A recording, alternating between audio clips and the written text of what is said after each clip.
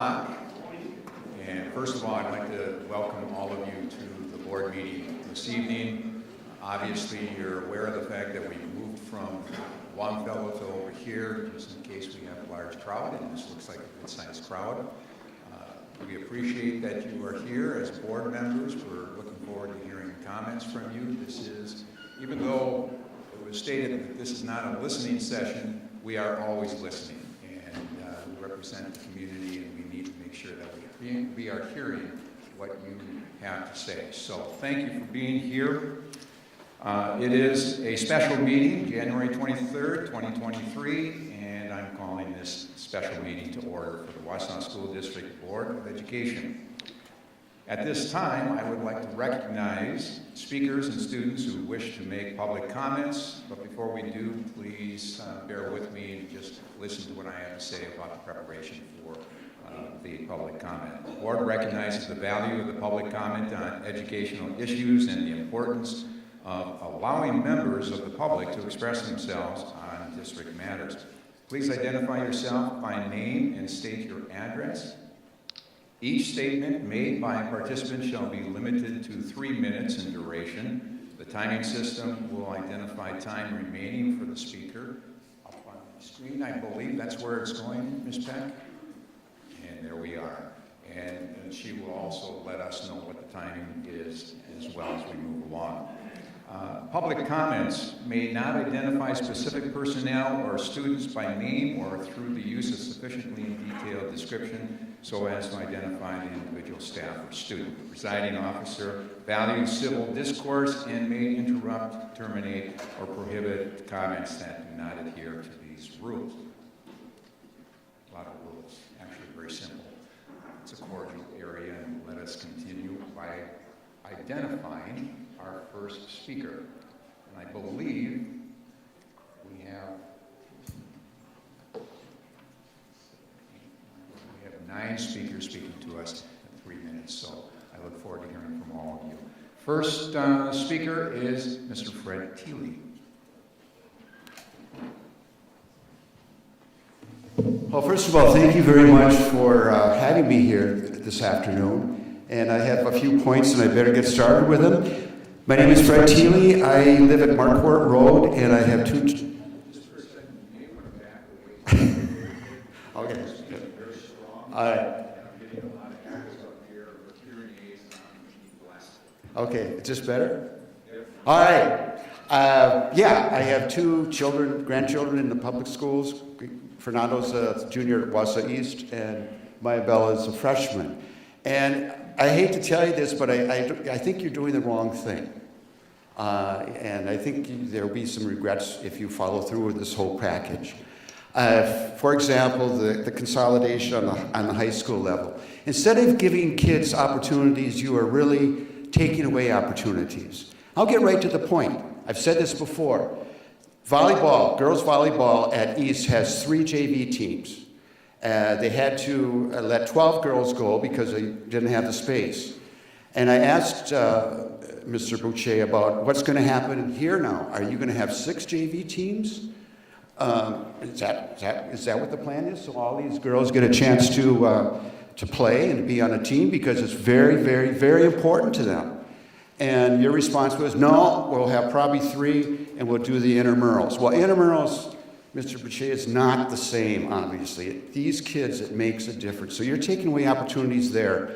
You're taking opportunities for drama. Right now we've got 1-act plays going here and going on at East. Half those kids aren't going to be in 1-act plays next year or whenever this happens. Music. Holiday concert at East. Huge auditorium, full house.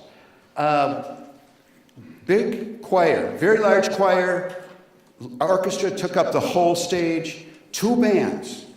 Now, what's going to happen to those kids? It's only going to be the stars that will be on these teams and in these activities. And I know your answer is, well, we're going to have more activities. It's not the same as being on volleyball, being in band, being in orchestra, and so forth. The other point I wanted to make is the parental input. I just don't see it. I would say 75% of the people in this town don't even know this is going on right now.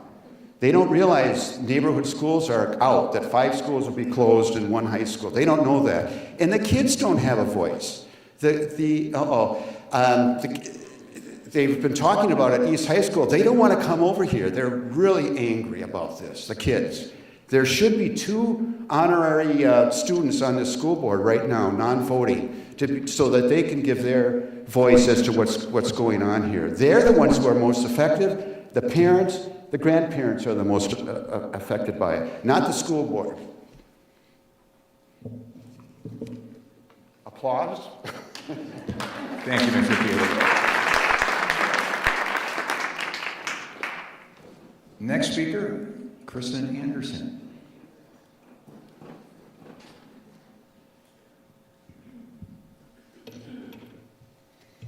Hi, Kristen Anderson. I live at Boulder Ridge Circle in Wausau and Red Mountain, parent of 2 at John Muir right now. Regarding the proposed restructure plan that is scheduled for the vote tonight, I am in agreement with most parts of it. 1 high school I do believe will unify our community.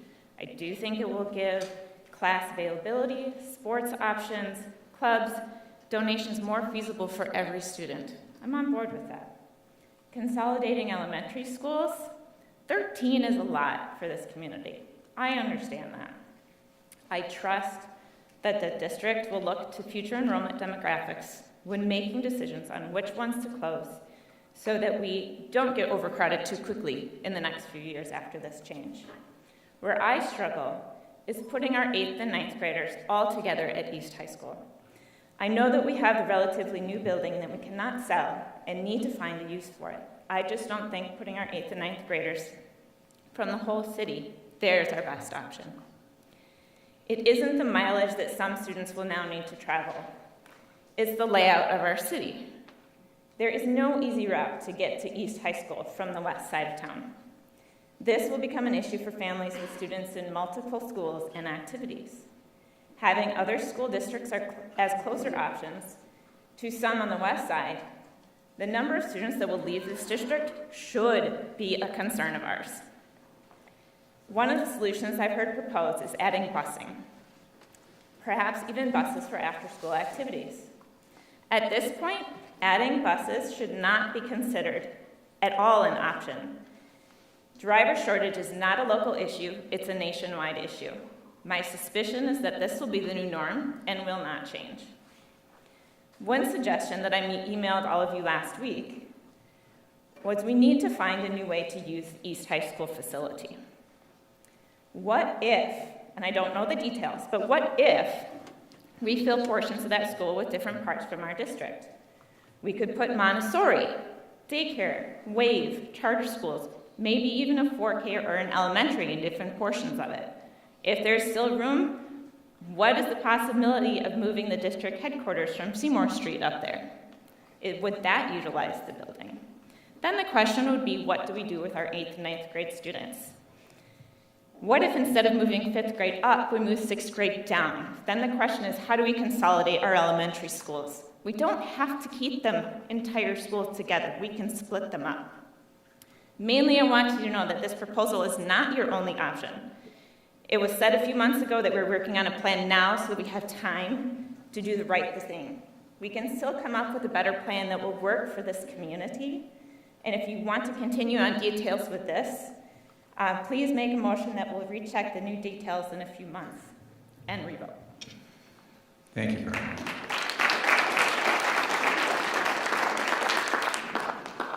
Next speaker, Dave Casey.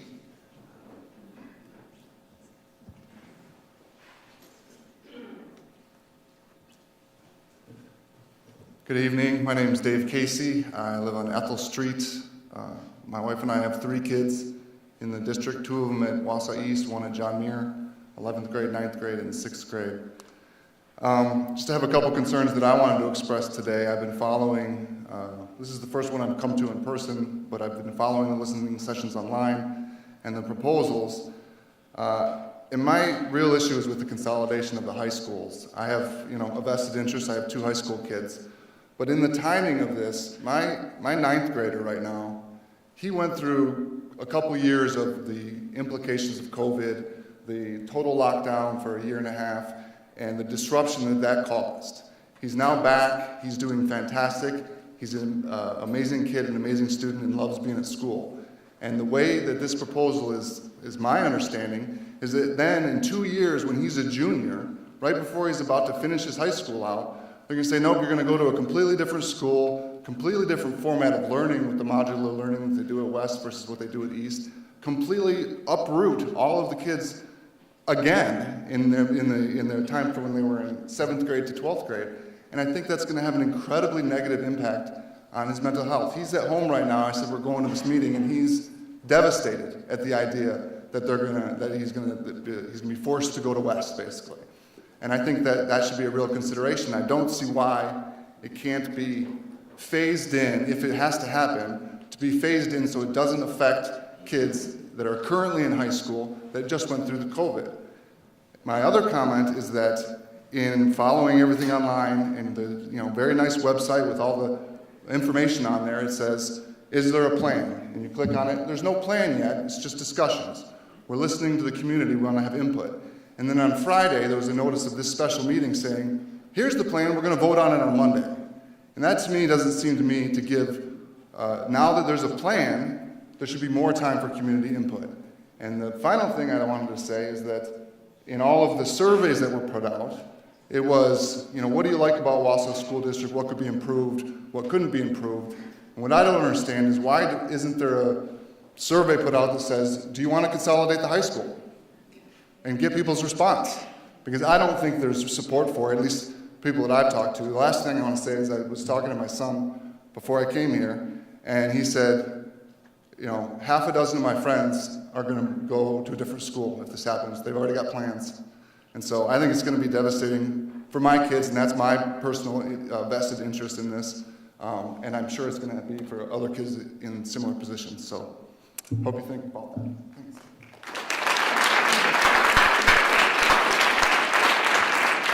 Thank you very much. Next speaker is Kim Casey.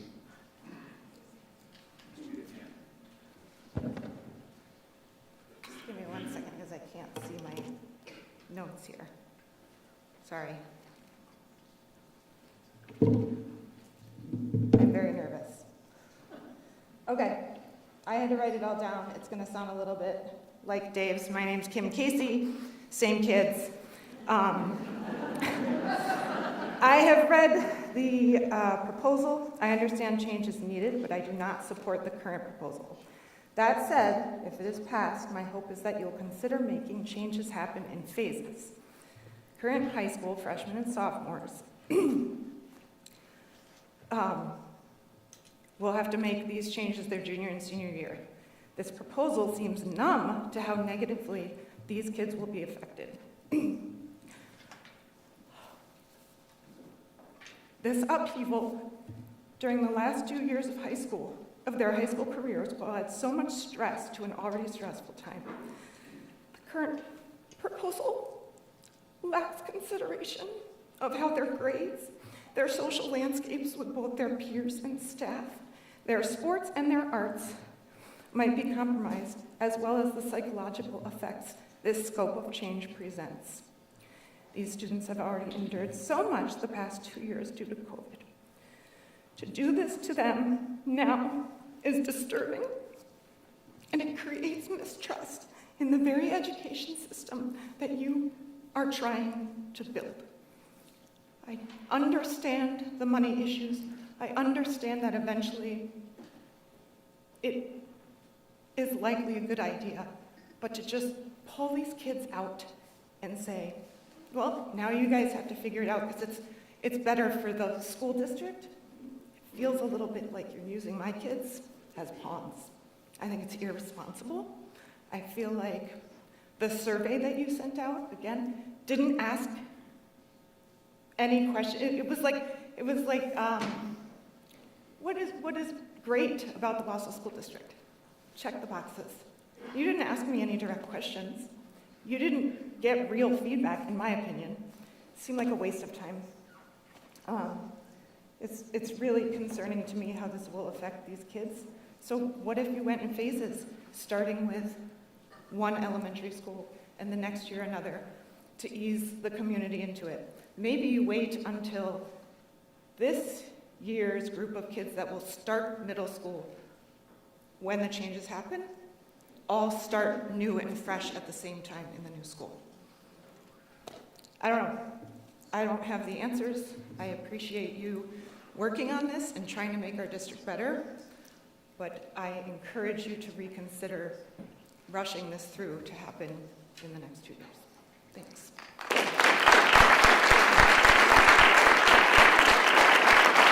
Thank you, Ms. Casey. Appreciate that. The next person, I believe it's Bev Kugler. I'm sorry. Sometimes I miss the spelling.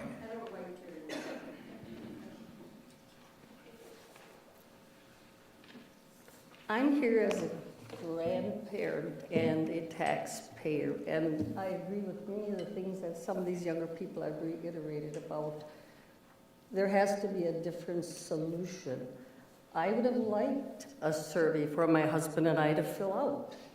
I would have attended meetings if you would have had them at Mount School and blocks away. I would have went. None of this was published a lot on TV. It was hard to find out about it. If you didn't know someone that had students in the district, you didn't know about any of this. That's very disappointing. Neighborhood schools are the backbone of our community. Fifth graders do not belong in junior high. Fifth graders and really sixth graders need recesses, playgrounds, things like that we are losing when you make these changes. In my opinion, we have to deal with the problem that you inherited, which is Wausau East, in my opinion, was overbuilt. And now we have it. But people are not gravitating to the east side as was planned or hoped for. So we need to deal with that large building. And I agree with some of the other people that spoke. Can we use part of that for Horace Mann? Can Horace Mann be sold or repurposed, whether public or private sector? Can central office be moved out to Wausau East or Horace Mann? By dividing the high schools at grade levels, you're splitting families, and it's better for me, I would think, for me to keep families on one side of the town or the other because of events that you attend. If you divide them grade level, you may have something in this school for your children and over there for your other child, and this is doing something unfair to families. If you leave them the way they are but shift other buildings, you would allow families with students in junior and senior high to stay on the same side of town, not splitting families from attending student functions because they cannot get there. Think of what this will do to families. Not every family has a car. The parent or student that can walk to his or her school can attend functions after school. Outside of their neighborhood, many students and families will be left out of important parent conferences, concerts, sports, school activities. Think of the far reaches of Stettin, town of Berlin going to east, and town of Texas going wherever to west. I think these are placing burdens on families that are unnecessary when families are already very busy. I think we need to postpone this vote, get more input, check with school districts with like enrollment dealing with this. We cannot afford to lose more children out of our public schools. And I hope you just go listen to the parents speaking. Thank you. Thank you.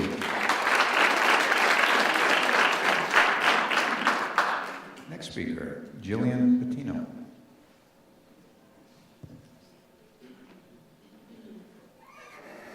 Hello, I am Jillian Bettino, and from Stettin. I live in Rolling Meadows Lane. I have 6 kids who have been students or are students to a junior and a senior at Wausau West. So first of all, I want to thank you for giving your time to your community. I know it's a tremendous sacrifice, and we are very grateful for it, and we've enjoyed a lot of wonderful education in our family, all of them here at the Wausau School District. I want to make sure that that continues, and that's why I'm here tonight. I was very disappointed as well to have the proposal available only on Friday. But I can promise you that I spent most of Saturday and Sunday reading it and trying to figure out what was going on and what it meant for us. The decision to move forward with changes seems to be built on the lack of, well, the decreasing population and enrollment in our school system and the decreased funding that it's associated with that.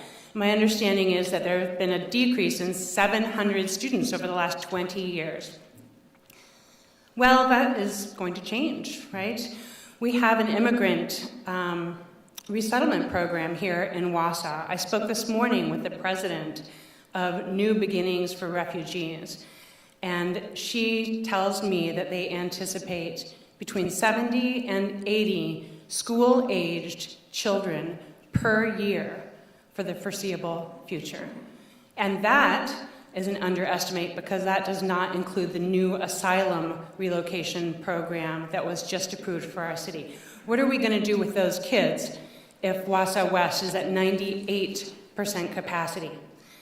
Another thing I'm concerned about is if you look at the schools that are being closed for the elementary schools and kind of look at the types of kids that are there, it almost looks as if we are targeting closure for schools that serve economically disadvantaged children. If you average out the number of economically disadvantaged children in schools that are staying open to those that are closing, it is much higher in those that are closing. I think that's a bad idea. Those schools are Title I schools and achievement gap schools that have state funding. I saw a slide that said the state funding will remain. Well, the state funding, the Title I will remain. Well, if the Title I remains but the school is closed, then the money is lost, the services are lost, and the stress for those kids is significant. I think we're doing too much too fast. Something needs to change. We need to evolve with our community and serve our community. But I would ask you to slow down, take it in smaller steps, and serve the community, give the community an opportunity to speak about their concerns. Thank you. Next speaker, Dave Ekman.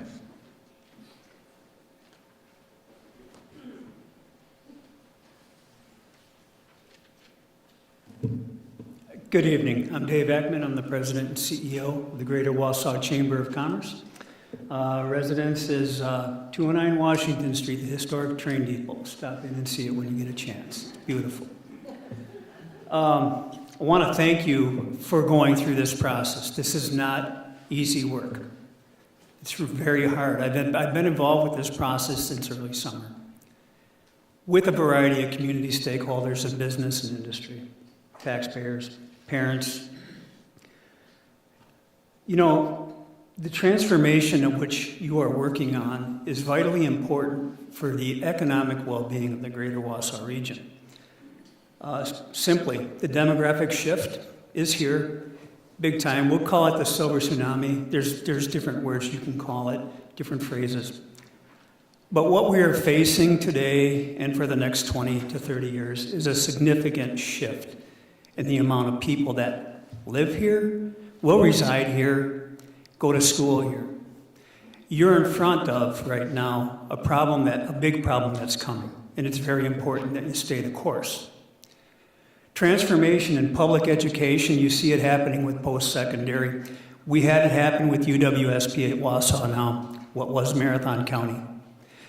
Critically important for that institution to make a shift. What you are addressing is vitally important for this business community, for the economy of central Wisconsin.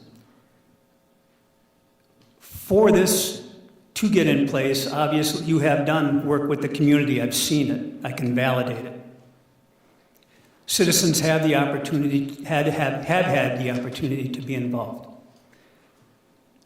The one thing that, when you look at this, there are communities across the country doing this very thing. When you see what's going on here in Wausau, you see the revitalization of downtown. What was the mall is gone, and now the Foundry on 3rd will start being built next month. The Children's Imaginarium coming. the transformation of what Rib Mountain State Park can become. The riverfront, the South River transformation. Public education is a vital part of that transformation and for our competitiveness here in this community. You need to stay the course. Listen, obviously, everybody has a mindset here, and I understand where they're coming from. But this is vitally important for this community, for us to compete in the 21st century knowledge economy. And I want to thank you for the work you're doing. It's not easy, and thank you.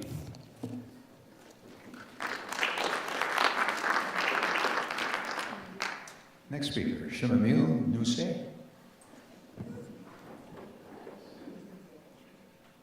hope I didn't kill your name too badly. Well, you made me sound French, and I'm German. It's chamomile nose. I'm up here with her because I ran from work and wasn't able to get my name on the list.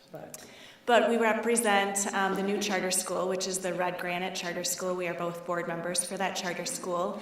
And we are here to, one, thank you so much for this hard work that you're doing. We appreciate all of your volunteer hours and the extensiveness that goes into being a board member. So we just want to start by saying we appreciate that you gave us the initial approval for having this charter school in the Wausau School District. Our intentions and hope is that we are able to open for the 24-25 school year with a planning year of the 23-24 school year. We would intend to have grant funds that would fund that planning year and then fund implementation funding for those first 4 years of being open. We would hope that we might be able to utilize a shared space with one of the schools that will be closing. We intend to start with early grades, and as the school grows, we could then grow into a school that we would be able to take over. This would be an opportunity to utilize a space that is not fully being utilized right now, and then as our school grows, we would grow into that larger space that would be closing as one of the elementary schools. This is a wonderful opportunity for a space that would no longer be planned to be utilized by the district, to be utilized by a new charter school coming into the district. Charter schools are a wonderful opportunity to bring new and innovative education to the district, to put the district at the forefront of this type of educational style. We would hope that that would increase the number of students staying in the district that would then not open and roll out of the Wausau School District. And we also believe, looking at other schools with this educational style, that would not only keep students, but bring students open enrolling into the Wausau School District, like we've seen with other schools that I have helped to start. Let's see, our board is active. We have active participants from around the Wausau area that are very dedicated to the opening of this school and will stay the course no matter what your decision is tonight. We are very enthusiastic to be partners with the Wausau School Board as we work to open this new charter school in your district. Change is really difficult and challenging, but we're here to say that with that change, there's also opportunity.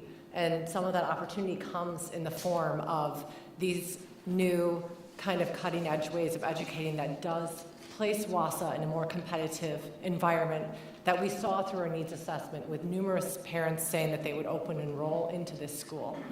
And so, although it's hard, it also brings opportunity. Thank you so much.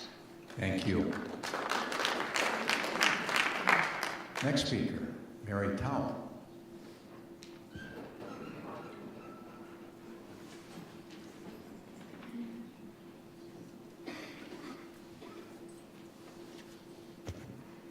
Hi, good evening. Mary Tao, 506 Sherman Street. I have 2 kids that attend the Wausau School District. I've been a former school board member with some of you. I feel like I've been having this discussion with all of you in the community for the last 7-8 years. And I remember how it all started. And we opposed the closure of Lincoln. And now I feel like kicking the can down the road has finally come to fruition for some of you who wanted Lincoln to be closed. I want to address a couple of points for you to consider. because I believe the proposal that you have in front of you today that you may potentially take action on, there's a lot of what-if scenarios in your 70-page or 70-slide deck PowerPoint presentation. I just want to share that when before the referendum was approved, Dr. Hiltz did a really nice job. He listened to our concerns. He brought Mark Houston and I into early conversations. And at that time, he really wanted our support before you all went to the April referendum in 2022. I shared with him that I cannot endorse it, nor can I oppose it. But I felt that it was in a better position than where it was in November of 2021. I do want to share that there is perhaps one elementary school that's missing from your list of 5. And I truly believe that going off of the data that you have provided and the history that I have with all of our discussions and conversations in the past, John Marshall seems to be missing from that list. And I only say that because if you take a look at what the capacity levels would be, future state, it would be about 60% capacity. So your baseline is always trying to stay at 90%, right? You leave the 10% room for growth. I understand you are invested in Hawthorne Hills. You're going to transition Franklin students over to Hawthorne. It makes sense. You also have a plan that you're going to convert that back land into another road so there could be easier access for traffic coming in and out of Hawthorne. I don't know why John Marshall isn't on the list.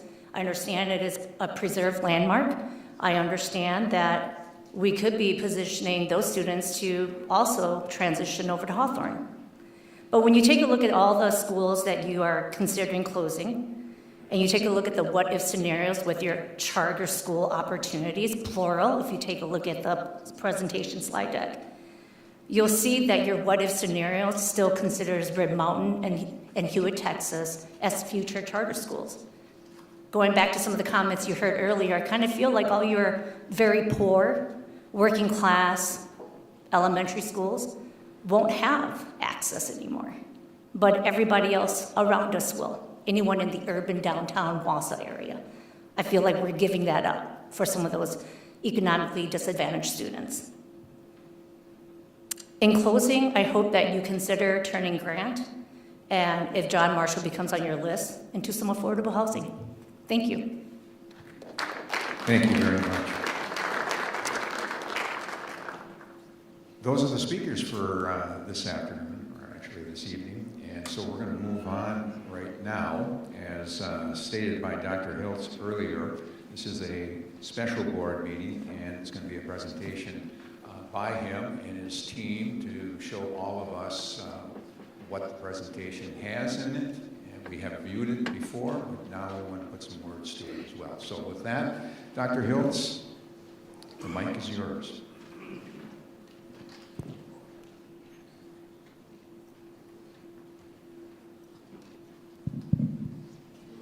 Thank you, Mr. Boucher. Sorry, I talk better when I walk, and I like to be a little closer to people, so I hope this works for everybody. John, do I have? I do. All right, I have control of the presentation. Before we hop into the proposal, I want to start by saying thank you for being here. We've been listening. I know there's a sense that we haven't been.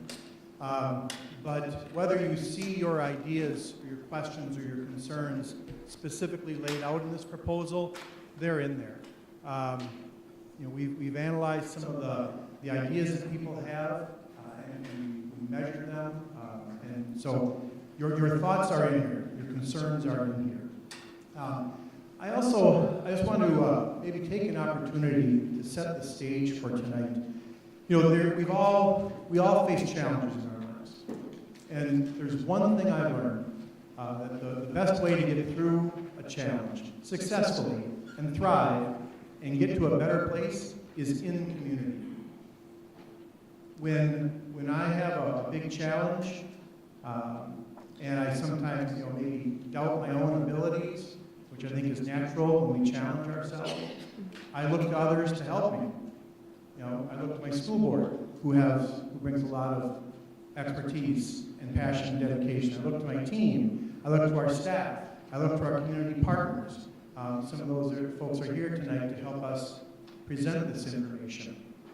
So I understand what it's like to not feel like you're in control of your own life and that of your children. I want you to know that whether we're talking about poor children, advanced children, average children, whatever that might mean, they're all in here. This is a plan to help improve opportunities for every child and every family, and to make our staff, give them some more support so that their significant efforts can yield more results. So I just want you to know, we hear you, your ideas are here, and I hope that maybe for a little while, I know you feel fear and frustration and maybe some anger and some doubt. It's hard to trust. I wonder if I could ask you to put that aside for a little while, listen to the state of the district, the proposal, and then and see what you think after that. So thank you. I didn't mean to take too much time, but I thought it was important to let you know I appreciate everything you're saying tonight, and so I just wanted to reflect that back to you, so thank you. So, here we go. New direction is what I'm proposing. Take a little road trip together. How many of you have ever done a road trip with children? Raise your hands if you've done a road trip with children. All right, let's do that, shall we? We know what happens in a road trip with children. There are potty breaks and detours and construction, and sometimes we find a cool little space with dinosaur bones and we show them that, right? We're all on a journey together. Let's be together. We know there's going to be some twists and turns and challenges, but we're on a little journey together. This is a nice, just a nice kind of grounding piece. Absolutely change is painful. It's also painful to be where we're not supposed to be. I apologize to board members that this is behind you. I hope you can follow on your devices. So tonight, this is the layout of the proposal. We start with the problem. We explore our opportunity. We have a formal proposal. We talk a little bit about open enrollment, as you'll see later. The scope of this project, the timeline, the milestones, our budget, some risks, success criteria, what is it we're trying to achieve, and then we have some financials that kind of wrap all this into a little package for us tonight. Many of team members will be joining us today. This is like I said, a comprehensive proposal built from a lot of perspectives. So, we want to be the premier school district for all the right reasons. We want to earn a reputation as being student-centered, a great place for kids to be, a great place for parents to send their children to learn, a great place to work. What does it mean to be a premier school district? Why are these the right reasons? Because it means that the children get the absolute best education possible. It means that students have the most diverse, challenging, and supportive opportunities possible. It means that we're an employer of choice, so that the wonderful staff we already have, we can keep them. And when we need to replace them, we can replace them also with high-quality people. Highest quality programs, facilities, equipment. We want our student to be prepared for life after high school, and that personalized support. Some of you talked about the surveys and why we didn't ask about whether we should do this plan. We wanted to dig a little bit deeper, and you might see in the survey, we asked you, what's so important about your school? Right? Is it the relationships? And so that piece, the personalized support for families, is very important. So let's talk about changing direction. If we want to be the premier school district, we have to give students more opportunities. We have to provide better service to families. We have to be that great employer. That requires an investment, and I'm going to spell out for you a little bit about some of the resource issues that we have in the district. But before we do that, always have to go back to our why. improve opportunities for kids, improve service to families, be a great employer. And you've read those things down below a few times. We've shared that. I do want to mention, there was a comment made that this was kind of sprung on people. I hope if you've been following this, that most of what you see up here is familiar to you. This came from public meetings, it came from board meetings, and it's just been built up and built up and built up over months. So I'm thinking that not much of this should be a surprise to folks. So if it is, I apologize for that. But it has been shared quite extensively. So our finances, our resources are an important tool to help us serve children and to serve families. So I want to just kind of set the stage. Why is it that public schools, the Wausau School District in particular, is facing some resource challenges? This is one reason. The public school funding system is predicated on the idea that revenue limits, which determines the amount of money we're allowed to spend each year, will keep pace with cost of living. They haven't. In this graph here, the blue bars below are our revenue limit, that's set by the state. The orange line is CPI. In this district, we're roughly $4 million behind the revenue that we need to pay for what we did in 2011 and 12. So what we did 10 years ago, we can't afford to do today. So that's one part of it. There we go. There we go. Sorry. You've heard about declining enrollment. Children are not money. They're much more important than that. But the number of children we have is a part of our revenue limit. And so you can see here, in the last 20 years, we've lost about 700 students. In terms of revenue capacity, that's roughly $7 million. So now we have $7 million piled on top of the 4. Our staffing is not always aligned with our enrollment. The blue line on top is our staffing, starting from a 0 point in 2015. The orange downward trend is our enrollment. You can see that we've lost our enrollment about 7% reduced from 2015. Our staffing is actually up a little bit. We were on a slight decrease, but that last bump up to the right at the end, that was the community's generosity in that $4 million that allowed us to hire additional people services staff. That's that reflection right there. Why is it that our staffing trend can't follow our enrollment trend? Well, we are spread very thin. 13 elementaries, 2 middle schools, 2 high schools. Sorry, I'm talking, you're listening in my back here. So our staff are spread very thin, our students are spread very thin. If I lose 2 students here and 10 students in this school and 15 students here and 5 here, the reduction is not enough for a staff reduction to occur. I still need the teacher in that classroom that has 2 less students. I still need the principal and the custodian. So because of our, I would say, economies of scale, we aren't able to match our expenses with our revenues. One more piece of this, and that is open enrollment. This graph, the blue line, I don't know if you can see the colors back there, but the blue line at the bottom is the number of students that open enroll or choose to have their children educated in our district from outside of our boundaries. The red line, going up to the right, that's the number of children that families are sending to be educated outside of our boundaries, from within our own boundaries.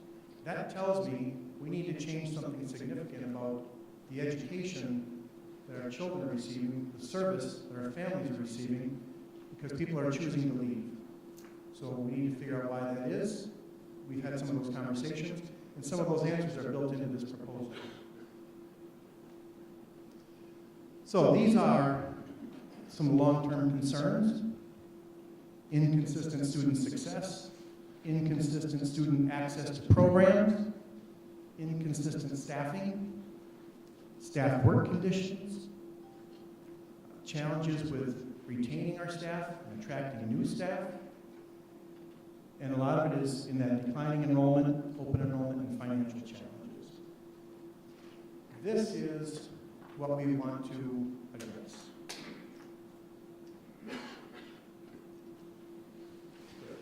All right, so let's talk about the opportunity. By the way, sometimes it's interesting when we have these conversations. I'll talk about those financials or the challenges, and on one side people will say, why are you complaining? And on the other side they'll say, I don't understand why this is a problem. It's interesting the different reactions we get. But those were our challenges. Let's turn now to the opportunities. And I talked already about the fact that we are an inefficient district, spread very thin. We have an opportunity to turn that into our greatest strength by focusing, reallocating our resources to really focus on students' needs. Before I go any further, I'd like to invite two folks up, two community partners, like I talked about earlier, who've helped us get to this point. There are many others, but I thought we would keep it to two. I want the board to be confident in the fact that this proposal has been built in a way that makes sense. And so, as I look to people who can help me, I turn to the private sector in this case. I'd invite Mr. Dean Charno, if you wouldn't mind coming up, Dean. Dean is from Church Mutual. He does this kind of work for a living. And so I turned to him and said, Dean, here's this big project we have. Can you kind of help walk me through it? So I asked Dean to come tonight, kind of talk about the structure, the development of the proposal, and just see if the board might be interested in getting some insights there. So Dean, thank you very much for being here. Sure, thank you. Good evening. Hi. As Keith said, I do work at Church Mutual, and Wausau School District is a very valued partner and customer. And I was excited about the opportunity to engage with Keith and just act as a sounding board, maybe provide some thoughts and insights on how to go about such a large effort like this and a challenging effort, and how to break that down into manageable parts and pieces and put it together. I am the VP of Strategic Resource Management at Church Mutual. That means the Enterprise Project Management Office, Continuous Improvement, and Workflow Management all report into me. I'm responsible for managing multi-year, mega-million-dollar efforts and projects there at Church Mutual. I've been doing this kind of work for, I hate to tell you how long, because it might give an indication how old I really am, but many, many years. And I would say that one thing that I found to be true whenever you're faced with issues like this, once a problem or a risk or even an opportunity is identified, there's only one of two paths you can take. You can either assume the risk or you can mitigate the risk. And the process of going about trying to develop a proposal or a plan to mitigate the risk, there's a process for that. There's a structure, there's an approach to do it. You know, it's everything from laying out, as Keith already mentioned, you're laying out the scope, you're assigning accountability to the different parts, you're breaking down the items to smaller pieces, you're containing the problem, putting some boundaries around it, presenting fiscal responsibility and budgets. You know, there's a number of things that you go about doing, and if you look at this proposal, I think this proposal from a framing up of a project, and does it meet the soundness and criteria of what we would consider in the private sector, what I would consider in going about a project at Church Mutual, it without a doubt meets the very high standard. It's a very well thought out, it has all the right elements in it, it helps identify the risk of doing, the risk of not doing, and so you're starting from a very, very good, sound perspective of what this is about and how to go about doing it. Now, the choice is not easy, obviously. There's a lot involved in it. And I know it's labeled restructuring of the Wausau School District, but when I read through the proposal, I think of it more as an optimization of asset utilization to improve your product and improve your outcomes. And that's really what I read in this whole proposal. So if you think about it that way, I think it's a lot easier just to contain this issue down as to what is the best path going forward. Do we assume the risk or do we mitigate the risk? So I just wanted to come up here and hopefully provide some thoughts and maybe even some credibility for what is being constructed and what was put together as a very sound approach. Any questions if you have, I'm more than happy to answer them. Thank you. And it is okay for the board to ask questions. This is part of the presentation. Oh. Yeah. Oh, sorry. Go ahead. Nope, sorry. Yeah.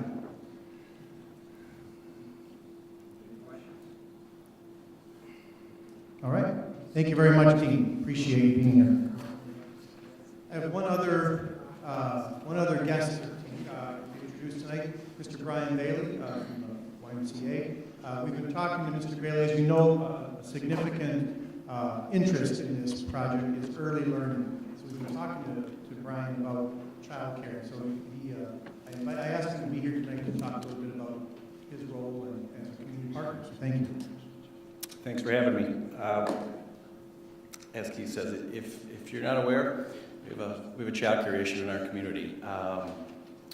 Borderline crisis, actually. Over the last 5 years, we've seen the number of child care providers in the area decline rapidly. One of the things that I'll tell you is the Woodson YMCA, we do child care at larger volume. And to some degree, we have a competitive advantage to do that because we can use pieces of positions and be more flexible on things. About 3 years ago, I'll tell you, we did a big project downtown to meet some community needs, dealing with childcare all the way to seniors. It was very successful. We had to we had to move our childcare off-site to double in size. We went from 120 children to 225 at our downtown site. Before we could even open it up, the slots were full. And it tells you where the need is. And this leads to the labor market also. Our industry, our teachers, our nurses, they need childcare. But childcare is broken. We need support also. Right now we're very fortunate, Department of Children and Family are helping support childcare centers. But I tell you, there's an end game to that. That's end of 2023, you're going to see things get worse. So we need these creative type of partnerships to create spots in the community. How can we support each other to make things work? We need more labor also, and we need to do that. We need to make sure that we're providing strong competitive wages. So I'm going to tell you just a little bit of how childcare is broke. It's probably more than you might want to know, but it's really important, and it has to do with our youngest children. We're held by state guidelines on state licensing, and I'll call it a toddler, 2 and under. We have to have 1 teacher for every 4 children that are in that program. As you get a little bit older, you can get a little bit wider. So if you get up to 4-year-olds, I can have 1 teacher to 12 children. 3-year-olds, 1 to 10. I'll tell you, 29 years ago when I got into this field, I would not have thought I would know so much about childcare, but it's a real business and it's a real thing that we have to meet needs at. So I want to tell you that I subsidize 8 children, $50,000. Every room where I have 8 children, I'm subsidizing $50,000. So you might say, why would you do that? And what you see is a lot of child care centers don't. So when someone's trying to have a child or a second child, and they're looking for a spot, they're calling and they're saying, what do you mean there's a year waiting list? It seems incredible, but it's true from that. Then you say, why would you do it and how do you offset that? Well, if you can get 12 children and you have your child care full, now the margins get better and that can help offset. Doesn't fix it completely, but the margins are small. What we need for the industry is revenue streams consistently across the board so we can raise rates or wages for our teachers so that people aren't leaving the industry, because that's the other part. There's not a lot of people left in the childcare industry, and that's what's shrinking right here. So we need creative partnerships like this to allow us to serve children, to serve families, and to continue to feed them into our communities. I talk with industry. We need industry to support us also. We need industry to start thinking about, is this a portion of a benefit we should be looking at?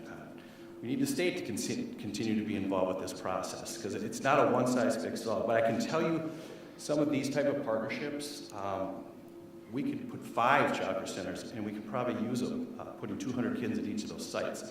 And I know we would fail at that point on there. So we feel good about how we run childcare. It's not easy. It's complicated, just as you run schools on that. We do think that we can be of a resource to help provide these opportunities for our families in the community. So with that said, if you do have questions, I'm more than happy to answer. Thank you. Any questions? Thank you very much, Brian. And so over the last month, you've heard from our teachers, you've heard from the directors, you've heard from the business owners, you've heard from a wide variety of partners. So it's a very comprehensive process. So thank you both for being here. All right, let's continue on our road trip. So we talked about this, the main focus here being what's best for children. So let's talk about that a little bit. I think some of my team members might come up to help me with this. Actually, yes, let's start with Mrs. Julie Schell. Julie is our Director of Elementary Education, and she's going to take the next few slides. Thank you, Julie. Great, thank you for the opportunity. When we think about the impact of restructuring on the elementary schools, one of the important things to consider is existing resources and potential for enhanced resources. So one of the important things we do have as a resource that supports our students and our families is that we do have 6 current schools in the district, also part of the proposed plan, that are considered AGR, or Achievement Gap Reduction schools, who receive additional supports either through a class size of 18:1 kind of guideline, and or Title I schools also support students through an additional Title I reading resource teachers. So in looking at the proposal, the 6 schools that are AGR and Title I schools as they are now would remain that way. And also John Marshall, which is not an AGR school, would still remain a Title I school. So that would be critical for us when thinking about maintaining and our current resources and the benefits that our students and families receive from those. Another element that we've learned about resources, and when we think about the impact on students and families, we've learned from a pilot that we've had running at Rib Mountain Elementary School. Many of the staff members are here, and I know their principal, Tammy Steckbauer, is here as well. Just to give you a little information about what we learned about resource management from this pilot. They've had an additional resource teacher, intervention teacher, that is working with pockets of students who are not eligible for other additional resources and funding. We call them striving students, who have benefited from the use of academic interventions, and have improved their skills to a level where, in some cases, we've been able to defer them from a special education referral, and they've made some great academic gains as a result of this additional resource. We also saw on the 2021 state report card, Rib Mountain earned an overall average score of 67.1, which is a numerical score given to all schools in Wisconsin as part of our accountability system. And on the 21-22 report card, through the year of this pilot, their score jumped to a 78.4. Now, there are many factors that staff working very hard to maintain and increase their scores, but we do believe that this had a huge impact on that score as well. So something we've learned about resource management when we're thinking about impact that mergers could have on our elementary schools. You'll hear a little bit more about that later too, resource teachers. Another element when we're thinking about combining elementary schools, we do have a lot of what we call itinerant or resource staff, including special education staff, our multilingual teachers, or what we call EL teachers, Title I teachers, Encore teachers, some special education teachers. There would be less travel when we think about merging and having fewer schools, less travel time for staff, some travel midday, some travel day-to-day. We would also see an opportunity for some greater student grouping options, some flexible grouping, so those ratios of teacher to student wouldn't change because we still have the same amount of students and we have the same amount of teachers in some cases, but the ability for us to do some more flexible groupings and think about providing services to those students in different ways would create some efficiencies. We also think about the fact that combining our schools would give us an opportunity for greater staff collaboration. We have great knowledge, expertise, and craft within our teachers here in the Wausau School District, and allowing them to bring that together in a larger group, as well as having that collaborative time and possibility with our itinerant and resource staff brings us great opportunity for change and enhanced academic experiences for kids. And the last one is really when you think about our current class sizes and our current sections as they are now, with the proposed merger of schools and the new class sizes and sections under our board guidelines, there would really be an overall average change of an additional 1 student per section. So when we're thinking about, what will this do to class sizes and the thought process about those always becoming higher, there are some that fell a little lower than 1, some that went a little over 1, but an overall change of an additional 1 student. And lastly, just that story of an elementary school student and the way that this could impact their day and the opportunities that this could provide. I'll just summarize. As mentioned, with the increase of collaboration and larger teams, we could experience some instructional and assessment elevation and enhanced experiences, bringing that knowledge and expertise of those teachers together to collaborate. We would get the support, the students would get the support they need in real time. We'd have more availability of some of those resources of our teachers as well as our pupil service staff on site. Students and staff would have greater supports for behavioral and mental health needs here in our community, which we've talked a lot about. And what we call win time, or it's an academic enrichment or intervention time that each of our schools have in their schedules, would allow for more collaborative and creative collaboration as more teams and teachers would be involved in being able to differentiate and stratify group strategies for students.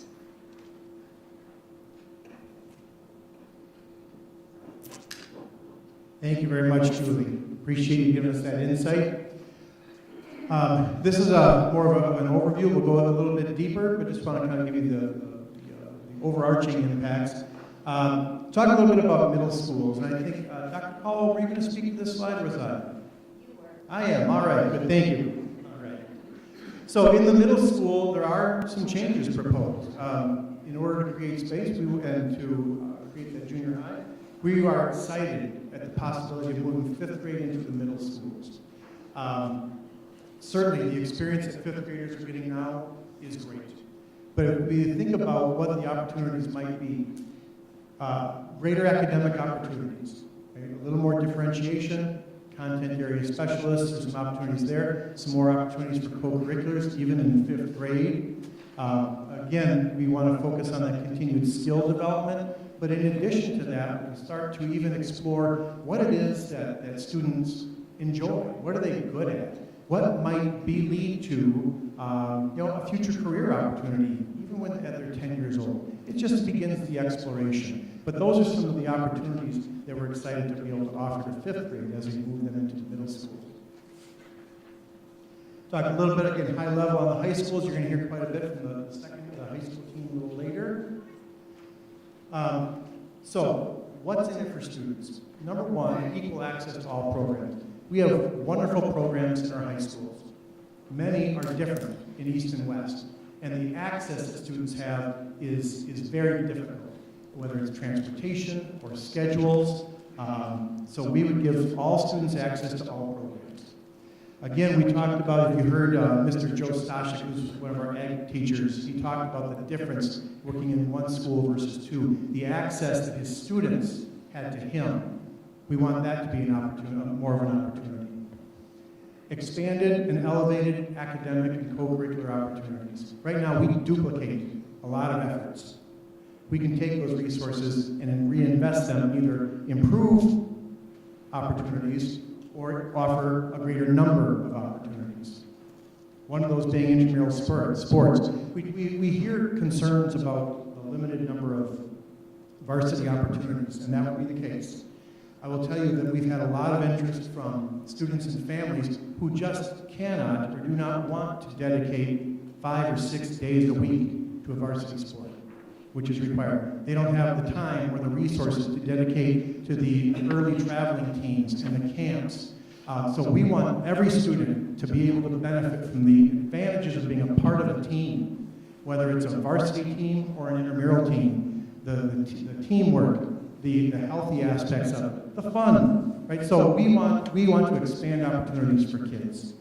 And then in terms of the co-curricular, again, a little later you're going to talk about, actually I'm going to save this a little bit because Mr. John Winters is going to talk about some opportunities where we've already collaborated across the river and the wonderful experiences that kids have from that. So let's move to the proposal. That was an overarching description. Here's the vision. We want to start with our youngest learners, really now talking about birth to 5, but in this case, pre-K to 4. We want to develop confident learners, and we want to develop those skills. The story that you heard about our literacy teacher at Rib Mountain and the students who were struggling, but with extra help, they have improved their skills. And I'll tell you what Tammy Techbauer told me too is those kids really like being in the situation they're in now. That's a confident learner. I want that for every child. I want them to have the skills they need to be successful. You take them from elementary into middle school, grades 5 through 7. Now they have some skills. They have some confidence. We continue to develop those skills, but now we start to talk to them about the gifts they have, the skills they have. What do you like to do? And we start to help them explore opportunities that give them opportunities to build a plan for their lives, something that is theirs. You take them from middle school into junior high. So now they've explored all these different career opportunities. They know what they're good at. They know what they struggle with. Now we really want to get them into digging into a plan for after high school, and we really want to inspire them. We want to inspire them all the way through, but we think this is a unique opportunity. And then lastly, they put that plan into action at the senior high level, and they are work-based learning, and they are getting college credits, and everybody has equal access to all those opportunities. That's the vision. Talk a little bit more just structurally. This is as far as we've taken the plan for elementary. It's ongoing. Conversations about early learning and conversations about charter schools and frankly conversations with families and staff have kind of continued to drive this. We would propose to close to a Texas and Grant, and then either a Franklin or a Hawthorne. I'll talk about that in a second. A Rib and a Lincoln. We would, if the environmental charter school gets approved, eventually we would, the campus at Hewitt, Texas is very attractive for that purpose. We need to find a spot for our 4K8 Montessori school. There's those 2 early learning centers. If we have underutilized spaces in our schools, we have other programs that could use some enhanced spaces. And then lastly, selling unused schools to recover those assets and reinvest those. This is our current footprint. So obviously not to scale, but just generally where we are. Those are the schools, the enrollments, and the capacities. I want to address, there was a comment made that I have to vehemently disagree with, that somehow this is about our poorer schools, and I don't want to put words in anybody's mouths, but the children in every school are vitally important to us.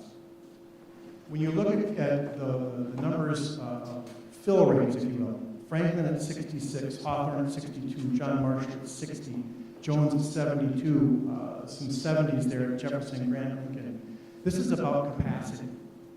This is about putting schools where the children are and bringing the resources to meet their needs. That's what's driving this.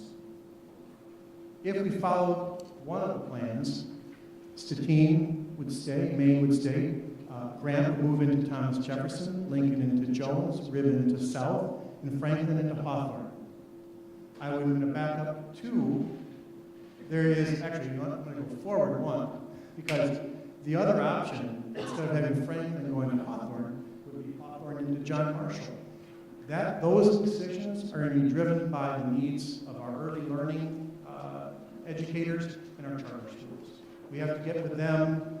We have to look at facilities and see. I'm not a child care expert. We need to talk to people who are and figure out what those needs are. That's what's driving that decision right there. All right. Throughout this, I hope you start to think about what might be possible, because there's a lot. And G2M, if you're not familiar with it, Growing Great Minds is a before and after school program. It's a wonderful program for kids, creative opportunities for them. There's some academics. It's wonderful. It's only available to some of our students right now. If we were to bring our schools together, we can increase the number of students that have access to G2M. That's very exciting. And to some parents.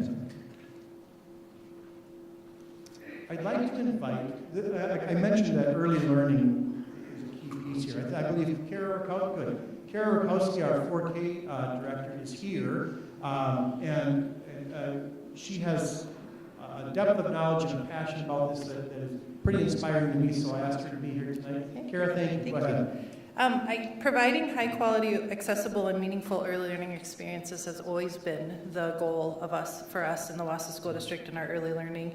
As you heard earlier, we have a crisis in early childhood and early care in Marathon County.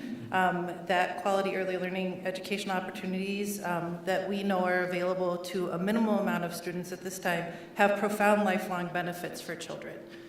When children are enrolled and engaged in learning in high-quality, licensed, regulated childcare, it's ensured that they have access to regulated and meaningful care opportunities. Over the past decade in Marathon County, we've lost 60% of our regulated childcare providers. And we also, just because of that lack, childcare providers and childcare capacity that's needed for accessible early learning opportunities.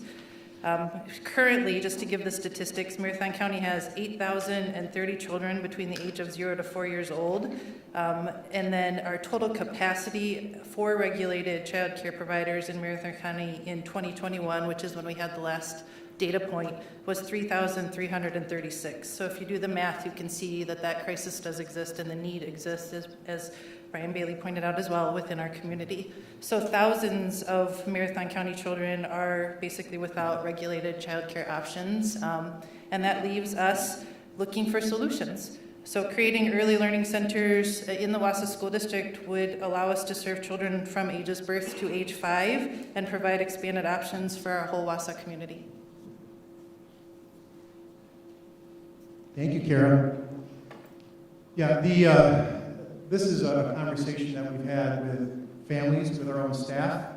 We've actually struggled we were unable to hire some of our staff who we really wanted because they were unable to find childcare. So this benefits us as an employer, it benefits all the employers, it benefits families. We had a listening session a bit ago, and a young mother was talking about getting on the waiting list before her children were even born. So we just want to be a part of that solution, and this, we really like the concept of this birth to 5, so thank you. All right, let's talk about secondary. So what we're proposing, 5th grade moving into the 2 middle schools, grades 5 through 7, and then reconfiguring our high schools to be a single high school on 2 campuses as outlined here. Yes. Now, so Dr. Katie Colwell has already begun a little bit of work on this possible transition, and so asked if she could speak to us a little bit. Thank you, Katie. Good evening, Board of Education, community members, and staff. With the proposal, 5th grade would move into the middle schools. Both Horace Mann and John Muir would hold 5 through 7. With that, we would have the team concept. And with the team concept, we want to keep that for our 5th, 6th, and 7th grade because it's ideal for them. They would have a team of teachers that they could build positive relationships with and a consistent group of students that they could build those relationships with.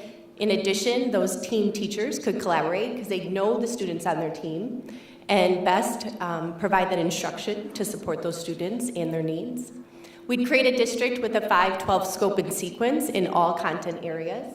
And with that, we'd enhance the offerings for students to make sure that all students had equal access to that curriculum. We'd create the middle school schedule according to previous feedback that we received. And what that might look like is making sure that the schedule would provide the opportunity for all our students to have access to all the allied classes that were offered at the middle school. We would incorporate required middle school rotations to facilitate that exploration. So that would look like the schedule would be tailored to that unique academic and the developmental needs of our middle school students. And lastly, we would support their students' later exploration of electives. So when they moved on to the junior high, they could have a more informed decision of what they liked based off of those classes they took at the middle school level. And like Dr. Hilt said, we started some conversations with administrators on how to support that transition for 5th graders to the middle school, and we're excited to continue that. Thank you very much. I'll share one quick story that I heard. Go ahead. That students in high schools, when they have opportunities to take electives, they hesitate to do so if they haven't experienced these things in the middle schools. They're afraid to try new things. So that, again, bothers us greatly. We want to make sure that they have exposure to all the different class areas, so when they get to high school, they know what they're good at, they know what they like, they know what opportunities. They're more confident in exploring those opportunities. So we're very excited. Thank you. So let's talk just a little bit, nuts and bolts. So currently, our middle schools are, John Muir is at 89% capacity, Horace Mann is at 85%. If we move 5th through 7th grade into those, they'd be roughly the same, 86 and 81%. So we are confident that the schools could serve those 3 grade levels of slightly younger students. I think now we start with, our high school team. I will just tell you that when I listen to them talk about what is possible here, I get really inspired, so I'm anxious for you to hear from them. Dr. Rausch, sorry, time out. I just have a question. When we talk about the split 5th, 6th, and 7th graders in the K through 4 in the elementary schools, and it's been a lot of talk about co-curriculars, a lot of talk about the arts when they get to the high school. But it all starts at an earlier age.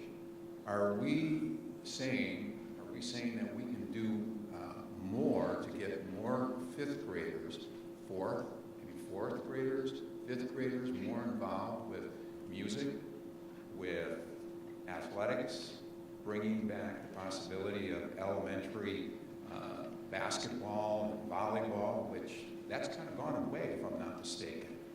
And so I'm just wondering, are we going to be able to bring that back? Because since 2010, again, if I'm not mistaken, we lost coaches that opportunity to coach in the elementary level. So we haven't had any kind of athletics going on in the grade schools, correct? Will this bring that back? Yeah, we've had some recently, and someone might know more about this than I do. But yeah, it used to be more comprehensive. That would be one example. The elementary athletic program is one of those examples of some things we've lost. I was talking to Jeb Steckbauer earlier too. We used to have intramurals at West. We don't anymore. There's a number of opportunities that we've not been able to continue. So yes, at the middle school, yes, we're very excited about the opportunity to expose them to more athletics, arts, and academics. Oh, I can spell your AAA, sorry. Because as I look at the pictures here, and I take a look at the band possibility, we had to combine our Wausau East band with 7 other bands in order to go to Pasadena. Now, we could have more people being prepared to be in band if we started music earlier in this configuration, correct? I'm throwing questions at you, not telling you what you should be doing. Yes, those are all the kinds of possibilities that we're really excited to explore by having different grade levels together and different numbers of students together in one space. And we'll keep talking about that as we walk through the next couple slides with you for sure. Because I'm hoping that we can do more with the AAA. Academics, we can talk about the scope and sequence and the academics, which are very important, more important. That's why the first A there. But the arts, can we get more of the arts in? Can we get more of the athletics at an earlier time to get students aware of all the different possibilities there are? Again, just questions. The short answer is absolutely yes. I just don't want to steal some of my colleagues' thunder tonight. So, hi everybody, I'm Dr. Jennifer Rauscher. I'm the Director of Secondary Education. So I get to talk a little bit to kind of kick off the high school team here, and what you see in front of you is a Redefining Ready report card. And you might be familiar with the state report cards, certainly all of us who work in schools are, and they tell one piece of the story. They tell a very narrow academic piece. So many schools, Wausau included, have decided to look at Redefining Ready, which is some national research about what makes kids successful when they leave high school, what kinds of experiences in high school lead to success after high school. And then the Redefining Ready group, based on that research, has come up with a number of indicators. So to kind of frame this, when you think about a high school perspective, we really get to work with your children, our students, for a short amount of time. They're with us for just a few years in high school. And our job is really then to help prepare them for life without us, without our supports, without our scaffold. We want them to become independent. We want them to learn to run their own lives. And the Redefining Ready group defines that as helping students become college, career, and life ready.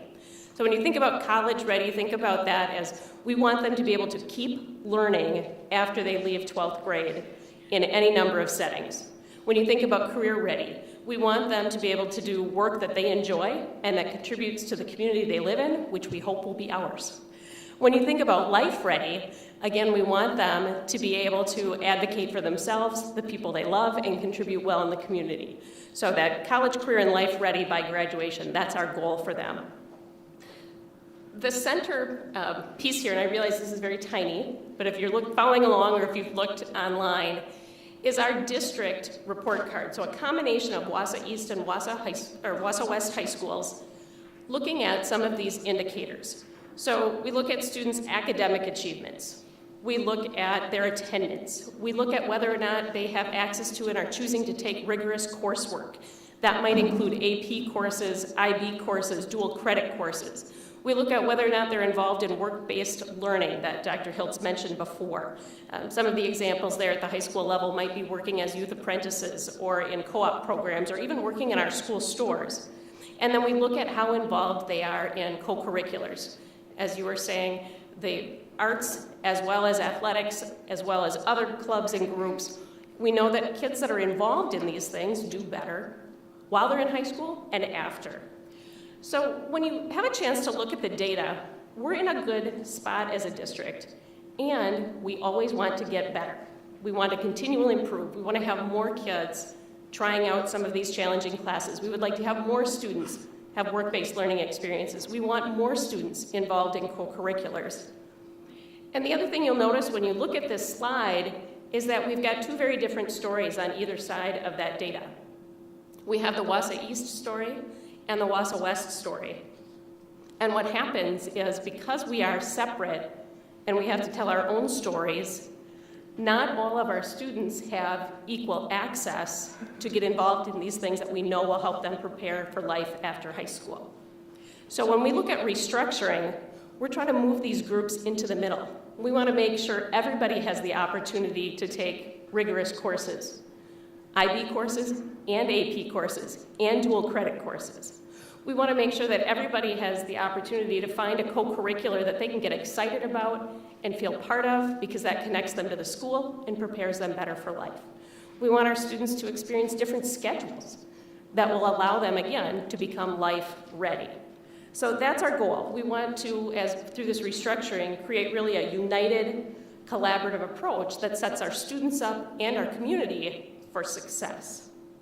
So that is the high school introduction, kind of the big picture. And next, Principal Jeb Steckbauer will talk about why we think a junior high and a senior high model can contribute to helping all of our students become college, career, and life ready.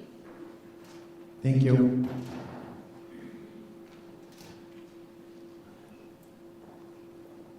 Good evening. I'm Jeb Steckbauer. Pleasure to be here tonight. I'd like to begin with the second bullet there. All students will have equal access to programming. So I'm going to give one example that we've talked about a lot, and that is, it's a great example because it's the amazing auto lab at East and our more extensive engineering program here at Wausau West. And over the years, we've made it possible so kids could attend the other school and attend those programs. But the reality is, they don't, but a handful. So I think that is one kind of access that I wanted to highlight tonight. But there's another kind of access as well. And that is, we, as the larger school, even do this, but Wausau East, as the smaller school, has to do it as well. Together, we do it quite frequently, and that is, we put multiple levels of a subject area into one class period. So if I'm a teacher, for example, maybe it's in accounting 2, 3, and 4, I have those 3 levels in that one class period. And we do that because we don't have enough students in each of those levels to run a full class. Now, with putting more same-age students in one place, we are definitely going to reduce the number of times that we have to do something like that. I think you could also safely say that it is an advantage to the teacher, and ultimately the result of the lesson will be much better if I'm preparing for one level of a course within a period. So that it's not just having equal access, but we're also hoping to have the access we do have will be better as well. I also believe that by eliminating the need to duplicate everything and having access to more same grade students on one site, we'll be able to expand our 512 academic and co-curricular programming. Deb Foster is going to talk a little bit more in specifics about some of the possibilities there. You're hearing me say more same-age students in one place a lot. Over the years with staffing, it's a huge thing, and I'll give you some more examples as we move along. But not only with staffing of our academic areas, as we talk the next one, more access to WIA sports. Currently, we do have similar offerings between East and West, and there are, overall, a pretty similar opportunity for kids on either side of the river. However, we do have a couple. Swimming, boys swimming is one that West does not have. But we've also had numerous times over the years, especially recently, and probably most recently and most publicized, was the football program. But there have been several programs over the years that have been either not running, the typical varsity JV1, JV2, JV3 program. But sometimes we're worried we're not going to have a program at all, or we're worried we're not going to have a varsity season. And that's happened on both sides. And so again, what can help that? More same-age students at one site. A couple examples we talked about in terms of, do we offer additional WIA sports? If the interest is there, there are a couple that we have already kind of had some conversations about, men's volleyball and potentially gymnastics and bringing that back. Again, those are conversations and kind of information we'd have to gain from our students. Talking about intramural sports, Dr. Hiltz mentioned the opportunities that we might be gaining in that area for our kids. I believe we have more and more kids who enjoy playing sports, that maybe don't have the skills, or maybe they're just not committed, maybe for whatever reason. Maybe they just don't want to be committed, maybe they have jobs and family concerns and those kinds of things. We used to have some really robust programming for intramurals at Wausau West, and we haven't, in the last few years, we haven't been able to get enough kids together in any one program to really run them. So our hopes is that we can build that back up again with more same-age students at one site. Some of the things we talked about, we used to have a great basketball intramural program and volleyball. We know a lot of our kids play flag football. We'd really like to build something like that up. And I think it'd be really fun and for our students and give them a great high school experience. We talked about teacher workload. In terms of the number of courses teachers have to prepare for each day, more same-age students equals more sections, which demands more teachers to divide up those sections. In that scenario, it's much more likely that I will be able to teach multiple sections, so I won't be one of those teachers that has to teach a different or prep for a different class period every single period of the day. As you can imagine, to do that on a daily basis would be difficult to really provide a great lesson. With more sections, it oftentimes allows for multiple teachers to teach the same subject area. And if we have multiple teachers teaching that, we can start teaming. And teaming brings collaboration, and more heads together brings about better lessons in the end for our kids. Also, one of the concerns many schools kind of have as they go through is that, well, this person that is having this teacher over here and this one that has this teacher over here has very different experiences. In the system we currently run, in team planning and collaboration, they get similar ones. Yeah. I don't mean to disturb you, but It's okay. just a couple of questions, academically and then athletically. Academically, so are you saying that during registration, if you don't get enough students into an elective class, you will have to drop that class and not offer it? Sometimes. Sometimes. Yes. So other times, so what example that I gave before was, say, in the business ed area. There are some times when we drop a class, but there are also other times when students have kind of progressed through our system. Global language is a common one for this. They've progressed through our system. It's really hard to say we're not going to run that AP level class or that German 4 when they've taken all the other ones, and then now what? We don't think that's fair to them. That's where sometimes those multiple levels within a class period comes into play. So, but if we don't have that kind of thing going on, oftentimes we won't run that class. so the bottom line is you won't run the class. And so our students who wanted that class are unable to get it because we don't have enough students in the class to run it. Yes. Correct? Yeah. Okay. I just questioning, just wondering. And then athletically, if we have some WIA sports programs we're not running at West? No, we don't have any that we're not running other than boys swimming. In terms of the ones we've had in Wausau. What I was referring to though is we have had some where we're not running the typical normal kind of gamut of levels where you have varsity, JV1, JV2, JV3. Sure, but of the 33, I'm guessing here, 33, 34 sports programs offered by the WIAA, we do have a situation in which we have a hard time running programs. Yes, we have over the years as well. Okay, yeah. And that's just at West, so it could be the same type of I'm thing. talking district-wide when I say that. But I know at West we have had, in terms of the levels, we have not gotten to a point where we didn't feel like we could run a varsity season yet. Thank you. Yep. Okay. Let's see where I am. I think that was it. The balanced workload that we talked about in the end. Obviously, that's a challenging situation when we talk about having to prep for multiple class periods every day when other teachers may be prepping for maybe 2 or 3. Thank you, Jeff. Yes. Appreciate that. Thank you. As you can see, our secondary team has thought about this deeply, and they're anxious to share with you. So next up is Deb Foster, who is the principal at Wausau East High School. Thank you. Good evening, everyone.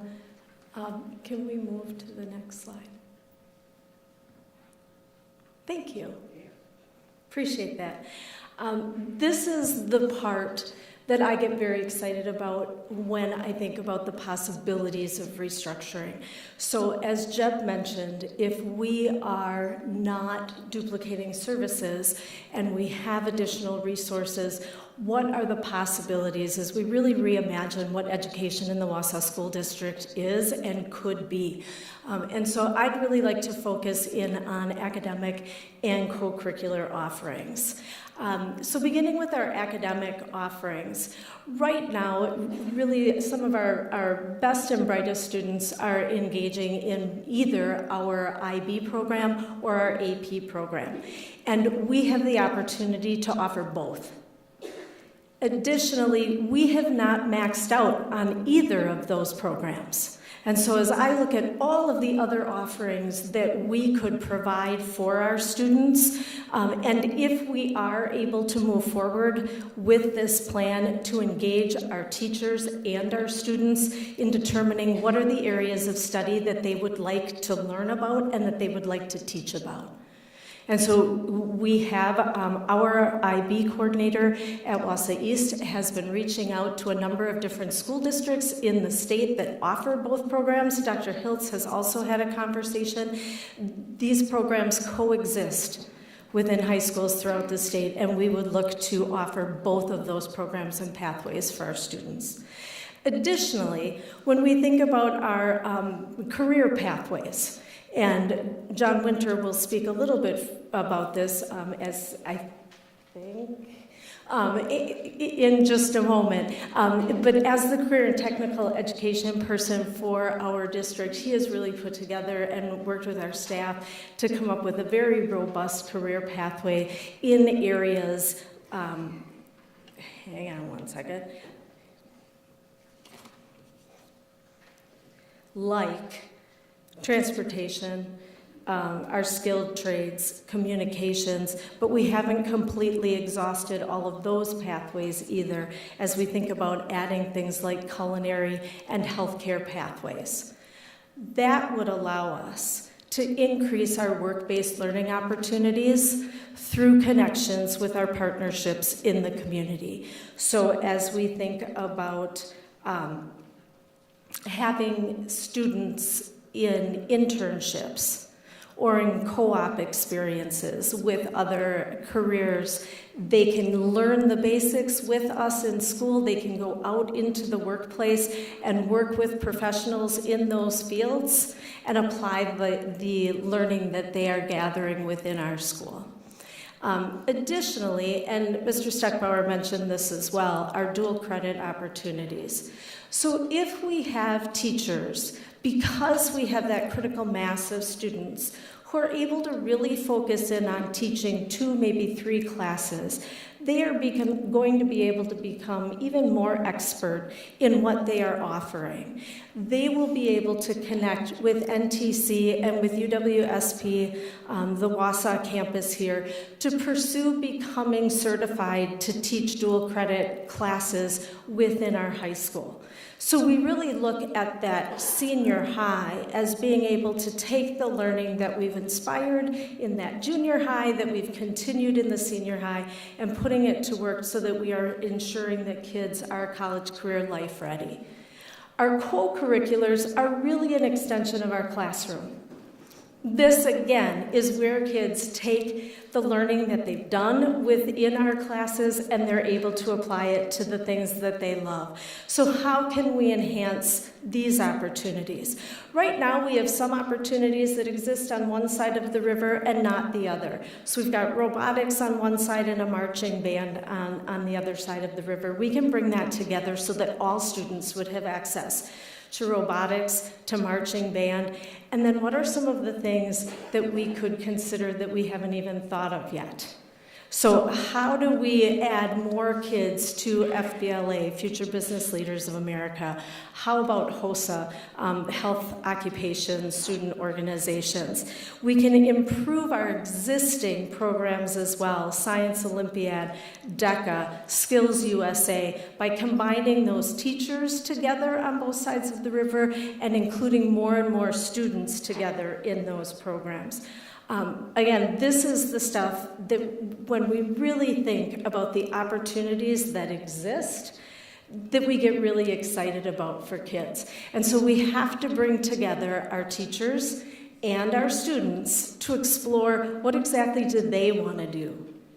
If we are able to have the opportunity, what do they want to do to really move education forward? Thank you. Thank you, Mrs. Foster. Welcome, Mr. Winter. Good evening. Thank you. Hi, everyone. I'm John Winter. I'm the Career and Technical Education Coordinator in the district. And if you could just leave that slide on there, because I just want to follow up and just make a few comments, because Deb did an awesome job of kind of describing the vision, and I'm in those conversations as well, side by side with Deb and Jeb, and thinking about the possibilities and what we can do even more, and how can we take our students further, and we're just starting those conversations, and I'm so excited about that in the next couple of years to be able to think about some of these things on this list, and you know, FBLA is an area that we're not currently offering. HOSA is in the healthcare. That's a student organization like DECA and FFA. So we know those are best practices, but we're not offering them to students right now. And so that's one of the things that, as the CTE coordinator, I get very, very excited about. Dual credit, that's something we've talked about for a long time, and we have awesome partnerships with NTC, and they are always looking to expand that dual credit to help save tuition dollars for students and families post-secondary. So really exciting to talk about this slide, and I could stand up here and keep going, but we got to go to the next slide. So one of the things that I'm excited about is this idea of unifying our community, our students, and our families. We've seen it work. We've seen it work in our community. Maybe not within the Wausau School District, but we see it in things like the American Legion baseball program that happens during the summer, our lacrosse program. FFA is a great example of a career and technical student organization that works well together in our district, east-west, oftentimes share transportation, compete, go on field trips. We know that works. Central Wisconsin Education Theater and Alliance is another awesome organization that we've seen unification in our community with our students and our families. We see it certainly in youth athletic programs in the community. I think of the hockey program. I think of MC United Soccer. We're seeing kids build awesome relationships with one another on the east side, the west side, the north side, the south side, whatever it might be. It's beautiful when we bring them together. Just this past weekend, there was something called Rock and Infused Orchestra this past weekend, where we had 1,000 people in the Wausau East Auditorium listening to our students perform in the orchestra event. Another awesome thing. One thing that's coming up in April, the Central Wisconsin Career and Hiring Fest that we partner with the United Way, we partner with East West, DC Evers, the Boys and Girls Club, and we bring in over 115 businesses to share about the amazing opportunities that our students have right here in Central Wisconsin. These are examples of community unifying for our students, families, and our business community. We want to keep going with that. We're excited about it. Whether that looks like maybe it's attendance at a 12-year-old soccer game, maybe it's business support, maybe it's fundraising support, but on a unified scale, we believe that this plan is really going to bring together our community. I'll just share one real quick example. This past summer, I'm also the head baseball coach at Wausau East, and this past summer, the head coach from Wausau West, Mr. John Albee, and myself, both co-head coaches, we spent the summer together, coaching together on one of the Legion teams, and it was beautiful. We had a 50% of them were from East, 50% of them for West. We had a great season. We had great team chemistry, and we ended the season in the championship game at the state tournament. And so we've seen it work. We're excited about it, and we can't wait to keep that momentum going. So with that, I guess I'll hand it over to Dr. Hiltz. I believe you have some more visionary things that we can get excited about here. Absolutely. Thank you, John. A quick story about AP and IB. I did have a conversation with some folks from Howard Swamp. They're one of the few school districts in the state that offer both AP and IB. We wanted to learn from them. And they said they mesh well together. There are students that will choose AP for some courses, IB for others, based a lot on what courses or what credits the college that they're interested in will offer. So we would be thrilled to be able to offer a very rare opportunity in the state of Wisconsin. So speaking about opportunities, and thinking about what might be possible, you may recall that about a year ago, the school board said, you know, we're interested in improving our athletic, our community facilities. We said, let's pursue some private fundraising. Well, to do that, if you've never done it, you've got to have something to show to possible donors. So we had an image drafted up. This is the entrance of a possible multi-purpose space.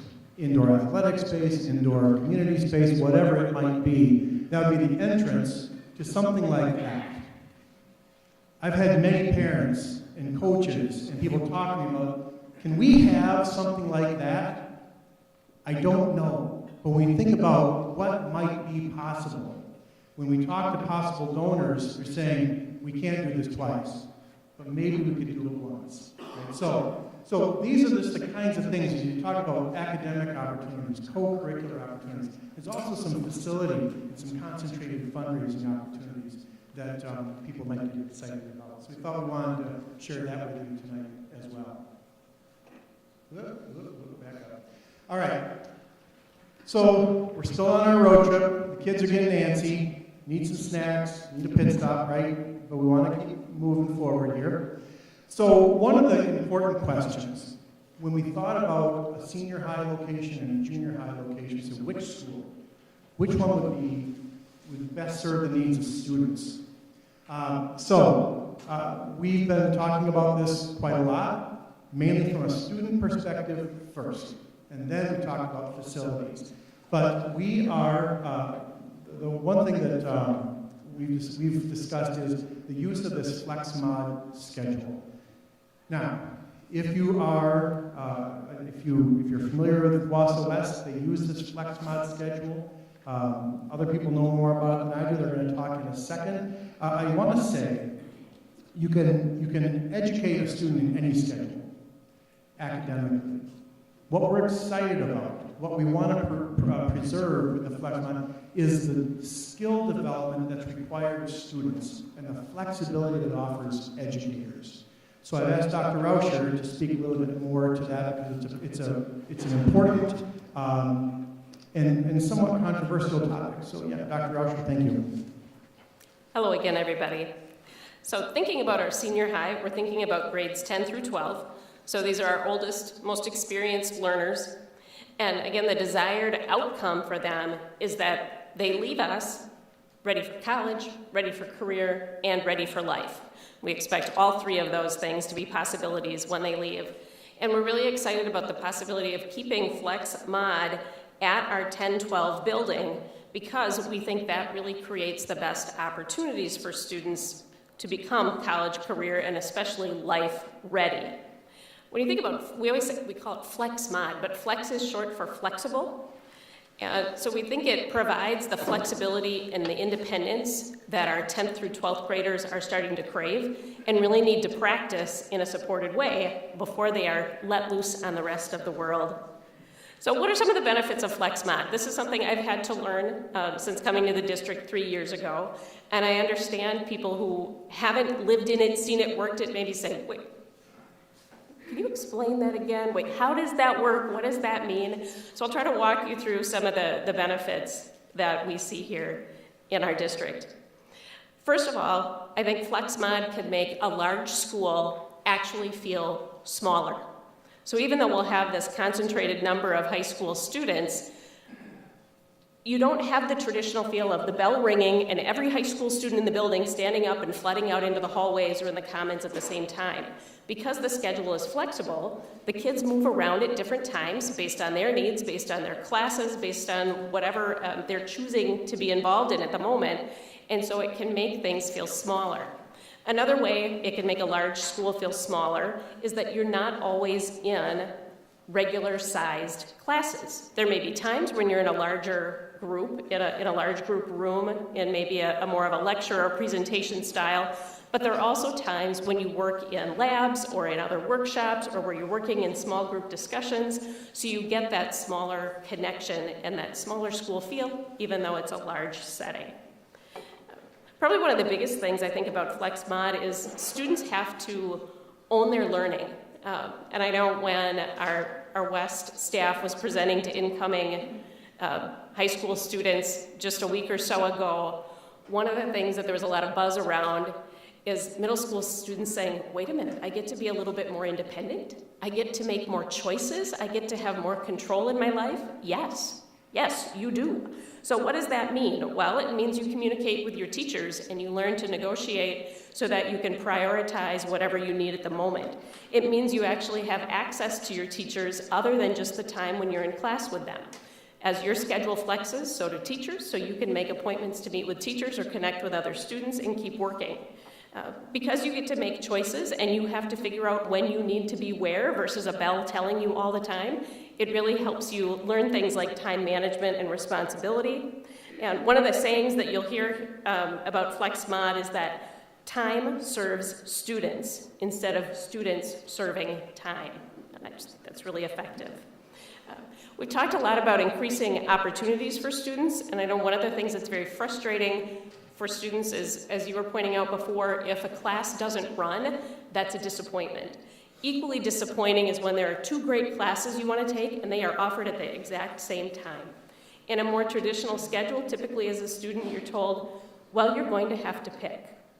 That's not how it works in FlexMod. In FlexMod, you can go talk to those two teachers and say, if the schedule looks like this, could I start with you and then go over here? Or could I be with you on this day and with you on this day? And it allows students to take more of those choice classes rather than having to choose one over the other. That means students can also take more classes. They have to learn if that works for them or not. If they decide they want more time in their day for like a resource or study hall type time, they can schedule that.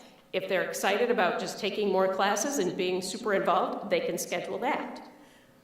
So those are a lot of the things that are really great for kids. And Mr. Steckbauer also talked a little bit about teaming and collaboration among the adults in the building. FlexMod is designed for our adults to team as well. So they might work together on, say, an English 9 class or a US History 2 class, and you'd have a set number of teachers, but that's what they're dedicated to. And they can adjust the course itself to meet students' needs. They can adjust their own schedules so that they can meet and plan and prep during their school day rather than trying to fit that in outside the day when they might be advising or coaching or doing other things. And it creates a common experience. Another thing that I think is really interesting about FlexMod is we've been doing it since 1970, and people in the rest of the state, when they want to come learn how to do it, come here. It's really a unique offering we're able to give our students. And it's something I think that we take a lot of pride in. So I guess I'd call it like supported independence is what FlexMod offers. Yeah, Dr. Osler, sorry, just one quick question, and this is something that frankly has always perplexed me. And I believe everything you're saying is absolutely true about FlexMod's schedule. I graduated from here in '88 and managed my way through it. It was fantastic. But if it's that compelling of an argument, and we have other schools from around the state coming here to see all those advantages, why have we not implemented it in East previously? I don't know if that's something I can answer, only having been here 3 years. I don't know if... I could offer a little bit of an answer, and maybe people with more history could. Wausau West was built around the schedule. It's built with large lecture halls and smaller classrooms. So students come together for lectures, and then they break out into smaller sectionals with teachers so they can have a more robust, more personal conversation. Wausau East was not built to support the flex mod, and hence one of the next slides, if we wanted to stick with the flex mod and do it at East, it would take extensive remodeling to make that happen. So that's one reason is the facility. But do we know that to be true if we just looked at the East current enrollment, that we would really need all these modifications? Because if we have other schools around the district, around the state coming to us, I can't imagine that their schools were built for mod scheduling, and yet they would be able to go to it and we couldn't. I'm just trying to figure out why haven't we forced the issue ourselves rather than waiting for this, Big Bang Theory to come along and say, now we're going to do this. It's interesting. There's been a lot of why haven't we in the past years? Why haven't we offered this? Why haven't we done that? I guess I couldn't answer that. I've been here 5 years, 2.5 of which was COVID. But I'll tell you one thing that's happening right now. As we talk about redeveloping this district, these kinds of conversations are really bubbling up all over the place. So, Jed, did you have more to offer to that? Maybe a little bit. Might have a little bit of history. So I know that over the years, and you know that over the years, it's an East and West thing, and I think that's part of it. We've had people not only from the state come in and check out Flex Mod, and really, especially when the RTI was really big and schools were looking at how do we find time during the school day. We had a lot of visitors from across the country that came to visit and kind of see how we did it. There are some schools that took Flex Mod on in a different way. I think Merrill used to do it, they called it the Flex 14. Pulaski does it a little bit differently as well. So I think, let me finish. When they come to us, one of the things we tell them is, look, it works for us. Our kids are proud of it. A number of years ago, we had a broadcast thing going on, and it was during spring break, and it leaked out. And they asked me if they could do a broadcast that would be an April Fool's joke, because when they came back, it was supposed to be April 1st, and I said yes, but it can't get out beforehand, and at the end of the episode, you have to say April Fools. Well, it got out over spring break, and there were sit-ins planned and everything else that happened. So what that told me, though, was that our kids and our staff really are confident in this. But when those folks come from out here, we're honest with them. It's not perfect. Like there isn't a system out there that's perfect. This one works for us. Our kids are proud of it. I think it's a special thing in Wausau. And I think Wausau East they've educated kids amazingly well as well over the years, too. I think one of the advantages that we're looking at with the Flex Mod kind of to end the sequence that this restructuring, is that kids now will have access to both of those schedules as they go through. And so they'll have a lot of different opportunities to experience different things. And so I'm sure there are some advantages in the current system that Wausau East has. I know DC Everest, I'm sure they would say they have some advantages. So I don't know that there's an exact answer, and I don't think we're up here saying Flex Mod is the greatest thing in the world and would change the lives of every school out there. What I think we're saying is, I think it's worked for us quite well over the years, and I think we've done it long enough to really see some strong benefits for our kids. Would they be okay without it? Probably, but I think with it, they'll have an extra experience that they wouldn't have had without it. I appreciate that, and I'm not suggesting that one is better than the other, whatever. But it just strikes me as odd that over the years, we haven't gone down this path, and yet we're hearing in this, and this is just one of my basic questions, we're hearing in the proposal that consistency among student experience is paramount. And it seems like we could be doing some things today to improve that student experience consistency, and yet we've let them, kind of slip by the wayside until now. Yeah. So I'm just wondering, the timing and the prioritization is a bit confusing. And I would say from the history, you're absolutely right. Even the time I've been here, we've gone into things. We're going to make, whether it's kind of, our curriculum the same in this subject area, and we've put a lot of time in, but two different cultures kind of coming together with different ideas have made it extra hard to do. And that's one of the things I think, we talked about unification of our community. It's within our district as well, and I think it would, there'd be a lot of efficiencies realized with something like this. So. If I may, I'd just like to follow up on that question and ask another question. Deb, maybe you can answer this. Wausau East is no longer using a schedule where there are 7 periods a day, correct? If I'm not mistaken. We have a modified block schedule, so there's an 8-period day, 3 days a week, and then we have 4 periods and a longer chunk of time on 2 days. So with a modified block schedule, if I'm not mistaken, it's just another version of mod scheduling, if I'm not mistaken, correct? Just a little bigger blocks. I'm saying that only because I've heard this so many times. People are asking, well, it's so different over there versus this one.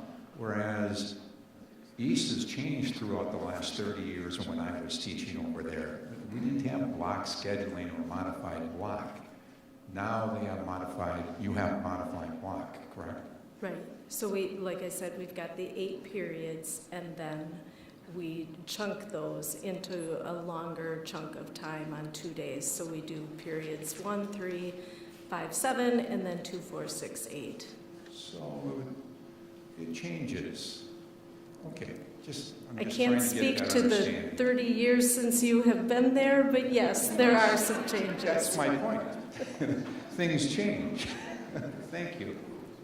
So I know Dr. Hiltz has more to talk about on this slide, but just I think where we're headed here with the idea is one of the benefits of looking at a flex mod in the 10-12 building is that we feel it's a really good developmental fit. And if you think back to the conversation around the middle school opportunity, we can build a schedule there with teacher and potentially family and student input on what's the best developmental fit for that group. We can have something that's the best developmental fit for our 8th and 9th graders. And where that would be different is any student in the Wausau district would then be able to go through maybe a slightly more traditional schedule, say in the 5-7, branch out and get a little bit more of that supported independence 8-9, and then by 10-12 have even more kind of release of responsibility and independence before they go out into the world. Right now, our kids in the Wausau School District experience different schedules based on where they and their families live, not because we've really intentionally planned a sequential experience for them. So that's the flex mod piece at the high school. Thank you. Thank you very much. Like I say, they've been thinking about it a lot, anxious to share. All right, let's start to wrap this road trip up, shall we? So, we would propose that we would house the senior high at West. East, to do it as we understand, would require about a $38 million investment, which we do not have. Earlier it was mentioned that what happens if enrollment goes up and West is maxed out. Part of we would like to make sure, we want to ensure that whatever plans we put together are wonderfully implemented. And so we would propose to do a 2-story addition onto West.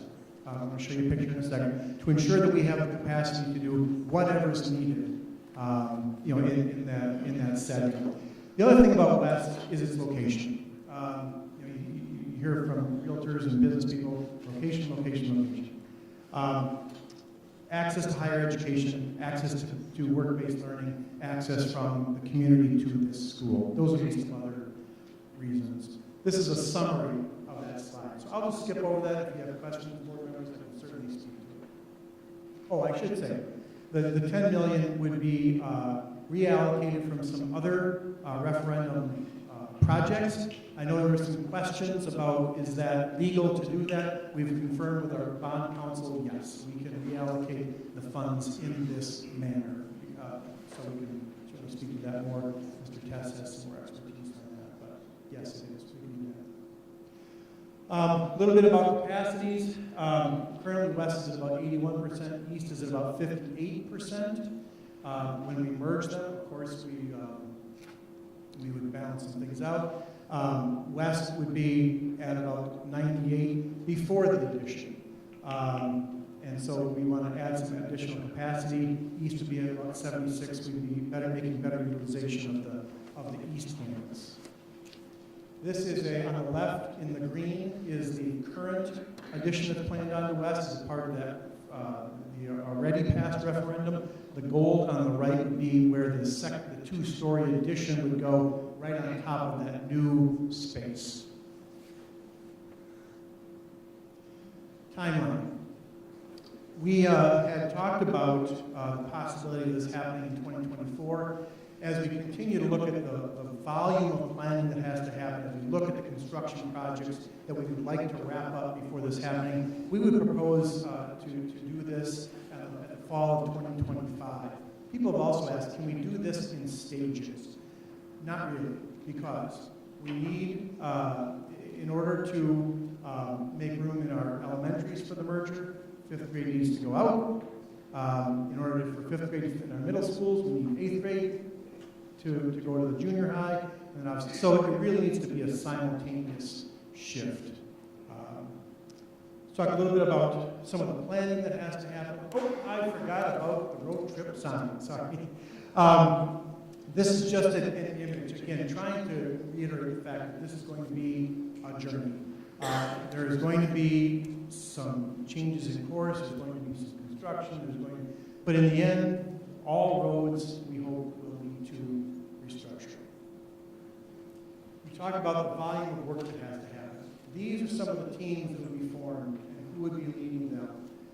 As you can see, it is comprehensive, but there is a plan, a draft of a plan in place to put these teams together, and we have a timeline, I think right here, a rough timeline.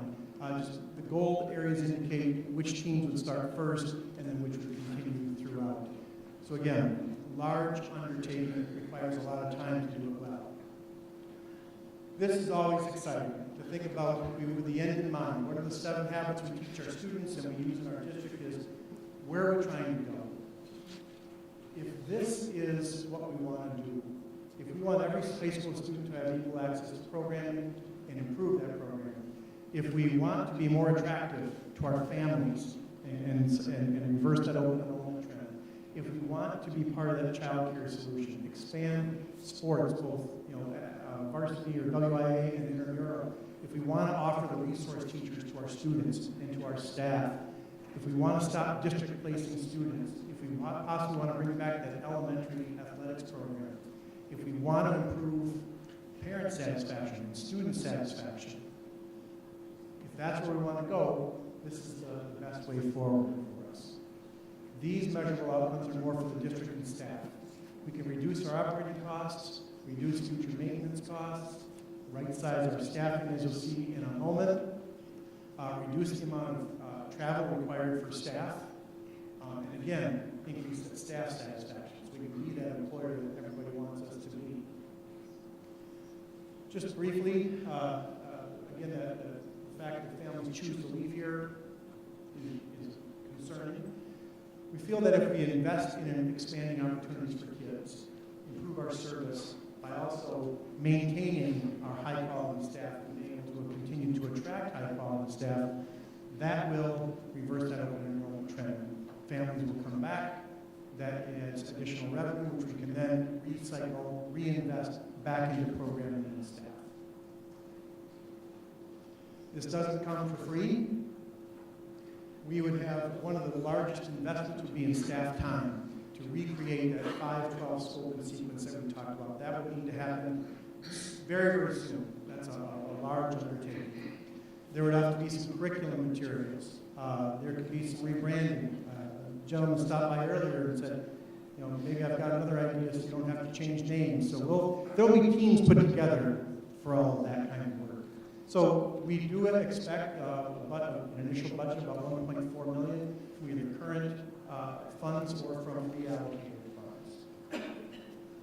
there are risks, and people have seen these before. Again, a lot of this that you're seeing tonight, you've seen before. Hopefully this is all sounding familiar to you. There are risks if we choose to do this, there are risks if we choose not to. If we choose to go down this road, we've heard some from families. I'm going to leave if you do this. We've worked that into a pro forma you're going to see in a moment. Staff may choose to leave. I've not heard that, but it could happen. I wanted to make sure and take note of it. And I would like to add, too, we do have segments of our staff right now who, due to some difficult working conditions, we also already struggle with retention rates. We know about the transportation issue. There'll be a whole team on that. School transition, we have a team on that. We know that we are, the enrollments might be tight, but frankly, we want to use our resources to the best of their capability. And then people have said, we're going to lose some traditions. Mr. Boucher has talked many times about over time how things have changed, how they used to be 30 years ago. And change is part of a living organization. If we choose not to go this route, there are also risks. We already have families who are choosing to leave. This not doing anything would not offer any reason for them to stop that. We've talked about declining enrollment and the slow degradation of the program, the slow loss of staff. That would continue. Students would still have unequal access. Staff would have challenging work conditions. You've seen some of these before. So we have risks either way. All right. We're almost there. We're coming up to our last exit on this journey. Mr. Tess is here. He's done some really phenomenal work to take all of these words and put them into some numbers to tell us whether this is a feasible plan. Mr. Tess, oh, by the way, just real quickly, Mr. Tess has chosen to retire this year. Sorry to put you on the spot. But Mr. Tess is one of the best school finance officers in the state. Everywhere I go, they talk. So anyway, thank you, congratulations. Thank you for your service, and we'll miss you. But right now, explain it to us, pro forma, please. Thank you, Dr. Hiltz. Thank you, board, for having me here tonight. Perhaps holding off the financial discussion until the end of the slideshow is a way to phase me out. Maybe that's happening. I've exercised incredible restraint to sit here and not show the pro forma until now at the end. There are some people that probably think this should be the first slide in the slideshow. There might be people that think this should be the only slide in the slideshow. There's some people probably that don't even think it belongs in the slide deck. And some people that often say, why is it always about dollars? Why is it always about money? Why do you make, well, first of all, my job as the chief finance officer kind of calls on me to do that.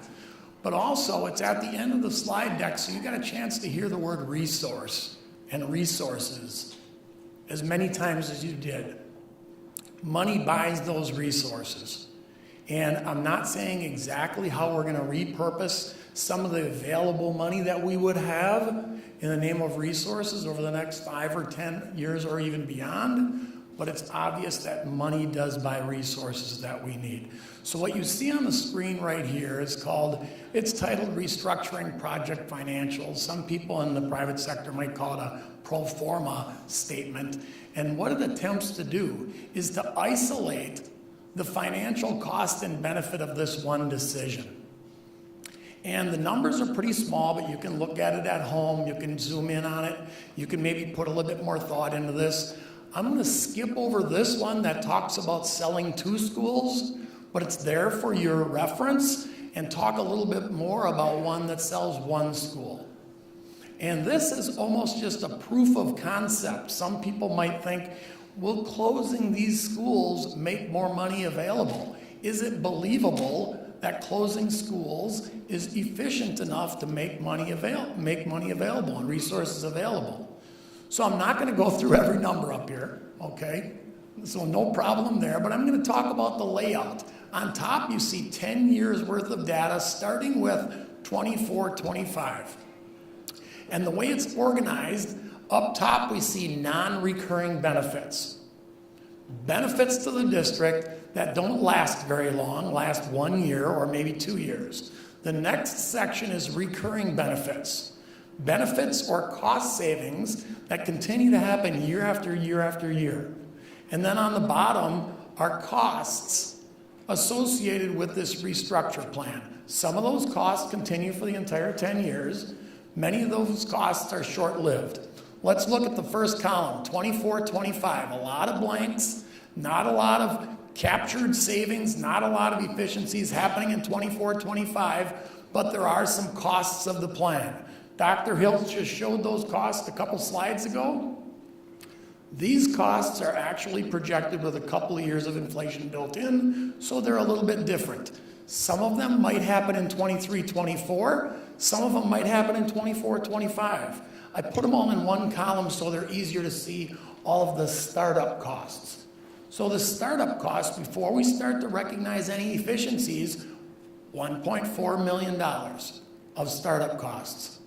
I'm not going to go through every year like this, but the first four are each unique enough for me to go year by year. The second year, 25-26, would be the first year of this plan. No non-recurring benefits just yet. We wait for those.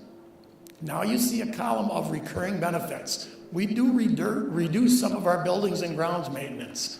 We do reduce utility costs because of losing about 100,000 square foot of our district. We do reduce staffing through efficiencies, but the different colors represents our full staffing efficiency. Right sizing our district doesn't happen until year 5. So we're stepping into those savings and using attrition to help us gradually right size our district for staffing. The darkest green is recognizing 60% of those staffing efficiencies. The next color is 70%, then 80%, 90%, and then the light colored ones are 100% of those staffing efficiencies that we would capture by combining our high schools, making middle schools 5 through 7, eliminating 5 elementary schools. So I hope that line makes sense, the reduced staffing. Student growth will get a lot of attention. This is our best guess. Is it wrong? It's absolutely wrong. It's not right on the head. It's going to be off by a few one way or the other. But our best guess is initially by making this plan, we're going to lose 25 students. Now, since this is a pro forma that's trying to isolate just this incident or this restructuring plan, other things will continue to happen, but because of the plan, we're going to lose 25 students. That's our best guess. We can change that quite easily and see how the numbers change. The very next year we get them back, and then we're 25 to the positive. 50, 100, 200, until we recapture all of our open enrollment out differential, and we become an open enrollment neutral district. And it wouldn't be a stretch to think beyond that we're an open enrollment positive district.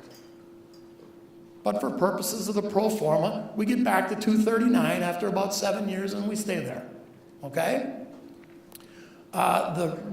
Obviously, these are not dollars then, those are students. Below that, loss of revenue, but gain of revenue, gain of revenue, gain of revenue, okay? Indexed at 5%, so these are future numbers eventually that do reflect 5% increase in CPI. Recurring benefits, we do see some large dollar amounts for recurring benefits. Let's look at 26, 27, a year after this plan is in place. Would you be able to sell a property that's obsolete and you no longer need? That's one of the assumptions. We're selling one school here, $2.27 million, indexed for inflation over a few years. Who knows what that's going to be? I think we use $35 per square foot, something like that. Okay? So we would recapture some one-time revenue during this year. The very next year, could we sell some other assets that are no longer needed in our 5 elementary schools that we're closing? Or maybe by consolidating. A pretty small number. It started out at $100,000, but indexed for inflation over a few years, $127,000. Unneeded educational adequacy. That's the dollar amount that we would not need to put into some of the schools that we planned for. About last winter, we talked about educational adequacy for all of our elementary schools. What would it cost to bring all of these elementary schools to a certain level of educational adequacy? That $12 million indexed for inflation, of course, is only taking grant out of that picture. Okay, removing grant and saying the capital improvements that we need at grant are no longer needed. So it'd be a smaller referendum if you want to think of it that way, or just not accessing money in any way, $12 million in savings. It's real though. And then down here, after that initial year with startup, this is interesting because we do plan on augmenting our staff. On one of the slides earlier, we're talking about adding 8 professional staff, 8 support staff, one of each in each of our elementary schools. So it's not just this line, reduce staff, reduce staff, reduce staff, reduce staff. It's offset by staff augmentation of those 16 people. So again, the net isn't just get rid of staff. The net is actually in that first year, get rid of some staff, but add more staff back. And then we gradually step into the full right sizing of the district. So then if you look down at the bottom, here's another one that I should point out without hitting Pat in the eye with my laser, right? I don't want to do that. Renovations. And my shorthand, and people that work with me have gotten used to this, whenever I put a bunch of 9s in a box, they go, he just made that number up. That's the case with the 9s. It's $1 million of capital improvements that we might not know we need in this restructure, but in 25, 26, we need to do certain things, access maybe Fund 46, access our fund balance, access perhaps referendum dollars, $1 million of improvements that we could need. And in the second year of implementation, another $1 million of improvements. Okay? So those are the assumptions we're making, and then you look at the last line, the orange. Net benefit or cost, the first year it's going to cost us. That's an investment we would be making. The second year it's going to cost us. That's an investment we're making. The third year it turns to a positive number. 1.5 million. The next year it gets to be a very large positive number because of the educational adequacy that we are no longer needed in that year. But then it stabilizes, and those are operational savings of 1.2 million, 1.9 million, 3.1 million, 3.6 million. So over the course of 10 years, $29 million in real dollars. Some of it by not going to referendum, so the savings there act a little bit differently. You've heard from me. Some of it in our regular operational budget, so those savings can be reapplied in a different way. But so far tonight, you've heard a lot about resources needed for this. And resources, this does not say what we're going to do with that $29 million. How we would repurpose and reuse and reallocate that $29 million, or even the operational part of that $29 million, will be something this board and this administration is going to continue to talk about quite a bit in the next few years, and even beyond. So this is probably the most important slide, so we kept it. No, it's not necessarily. But there's the pro forma statement, and of course we're going to ask a lot of questions about the whole slide deck, and I'll be able to answer any questions we have on this. Thank you very much, Bob. Appreciate it. As always, great work. All right. I think we're on the off-ramp. So some final thoughts. I'll tell you real quick, last week I had the opportunity to meet with the superintendents of the 20 largest districts in the state. And I told them what we were thinking about doing, and I asked them, has anybody been through something similar to this? Some of them have worked some schools, but nothing like this. But I was really surprised when I heard a number of school districts, and I won't name them because I didn't get their permission, but they said, we have exactly the same issues coming up. We have declining enrollment. We have trouble finding staff. We have financial restrictions. We have schools that are underutilized. So there's going to be a number of districts in those top 20 that are going to be in this same exact spot. And frankly, they're kind of happy that we're leading the way if we decide to go this route. So that was one of the final thoughts. But really, I always want to bring it back to our students. That's why we're here. We want to improve opportunities, as we've already talked about, so I won't repeat all of that. But that's the why. So here is as far as our planning has gotten us. And this is the restructure motion that I'd like the board to take action on tonight. If you'd like all those outcomes, and all this here, we would like to create a 10-12 senior high at Wausau West on this campus, an 8-9 junior high on the current East campus, 2 5-7 middle schools at John Muir and Horace Mann, 8 K-4 elementaries. We just labeled appropriate facilities for charter schools and other programming, as we talked about earlier. Create those early learning centers, birth to age 5 for our staff and community, and reallocate referendum funds from Horace Mann Montessori and Grant to create that addition at West. And I think the next slide is the actual motion. Just real quickly, again, those 3 bullets in the middle. The unnamed K-4 elementaries, the facilities for charters and early learning centers.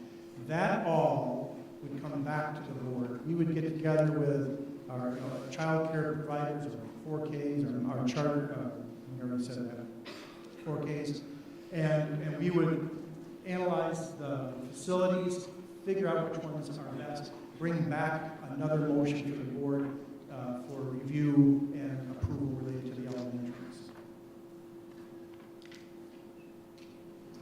Okay, here we go. So, the motion is simple. All that conversation boils down to, I would ask you to take action to approve the Wausau School District restructuring plan, right there, for implementation in fall of 2025. So there you go. We're on the off ramp. We're on our way off. Mr. President. Well, at this point, instead of putting a motion out on the table and discuss as a motion, I'd like to have an open dialogue, monologue, polylogue with our board. And so I'd like to have our board members ask questions and discuss at this point in time. And I can start at one end and start like that so that we go around the table, and that way we have some order within it. So I'm going to start to my right side. John, you got me on? I guess enough. Okay. So I want to thank all the families that have submitted comments to us, made phone calls, the emails, and all of you that have come this evening to hear all this firsthand. I began reviewing these materials last Sunday evening when they were sent to us. I probably had about 14 hours invested, including today, in going over things and thinking about what's being presented to us as a group. Really want the families to understand that I think all of us, but definitely me, it weighs heavy on me daily. This actually takes up a bunch of my day when I should be working. Just because of the effects it can have on the community as a whole, as a district as a whole. So, from my perspective, I don't think this proposal cites enough actual data to support a bunch of the claims. I think there's just too many open-ended holes that creates really a positive future outcome in this 8 to 10 year kind of time frame out. I really would like, and I know the point of Dr. Hill is asking us to approve this so he can get more detail in how each step in the process would take place, but I have doubts, and I really would like to see a better sequencing of the events that have been laid out, and need a little bit better funding answers, because I know Bob can only work, Mr. Test can only work upon the information he has in front of him, and he doesn't know, some of the future things. I really would like to, I think this proposal should have some level of transportation plan outlined and how that might work. I think this proposal should have a staffing plan to tell us how many and which teachers need to be in what building ahead of time, that we could at least attempt to work out any issues with those staff people if they really didn't like where they might end up, and hopefully make any adjustments to keep the staff. I would ask a question of how the 10-year funding projection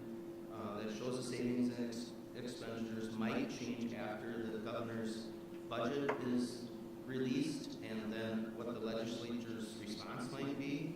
And again, Mr. Test really can't give us a better projection until we have those numbers. But you know, then we really would have an idea of if there would happen to be shortfalls, what would occur, when they would be projected to occur, and then we'd be able as a board to lay out a schedule of referendum questions related to exceeding the revenue limits if necessary for both operations and the future building modification side. It keeps all our taxpayers and families in the loop of what would be happening as we move forward on the funding side. I am not in favor of moving the current referendum money around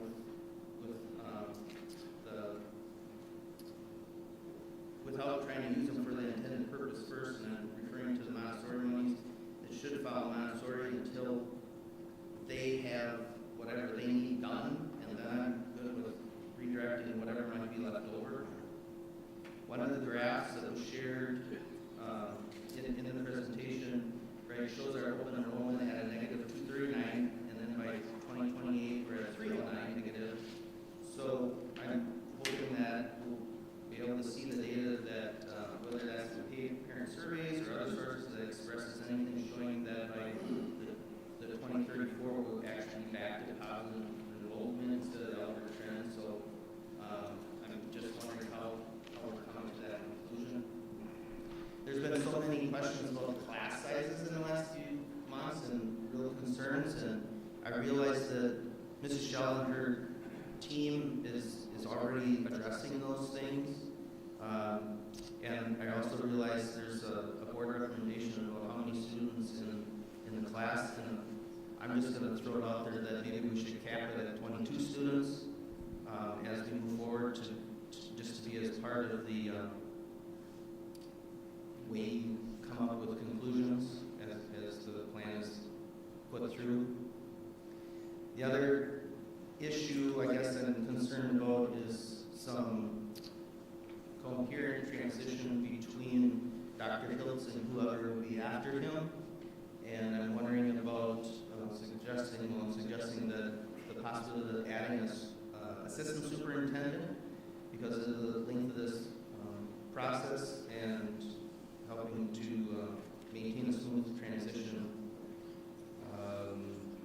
Adding somebody directly outright probably isn't feasible based upon our budgets, right? But maybe there's somebody that can become a split-time person that would be assigned to this, and then, you know, we could have a similar transition. The slower pace at merging the elementary schools and the issues related to I'm asking what would be the issues related to not doing some of the elementary schools at a slower pace. And most of the presentation obviously assumes that the fifth graders would move into different buildings in order to free up space at the elementary schools just for K through 4. So other than pulling fifth grade up to the middle school level, I'm going to suggest an example from the slideshow with a slight modification. And that this could be me, that I really appreciate detail and need more specifics when I think things through.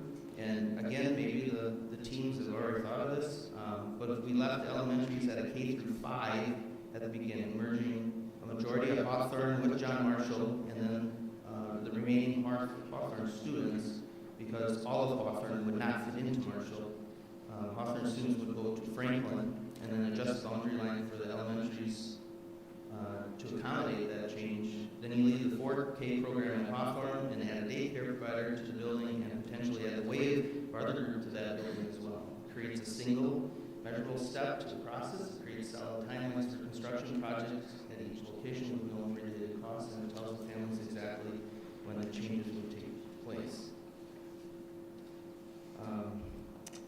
Now, additionally, I think we really need to explore the question about whether or not we are making the correct decisions on what elementary schools merge into each other from the specific standpoint.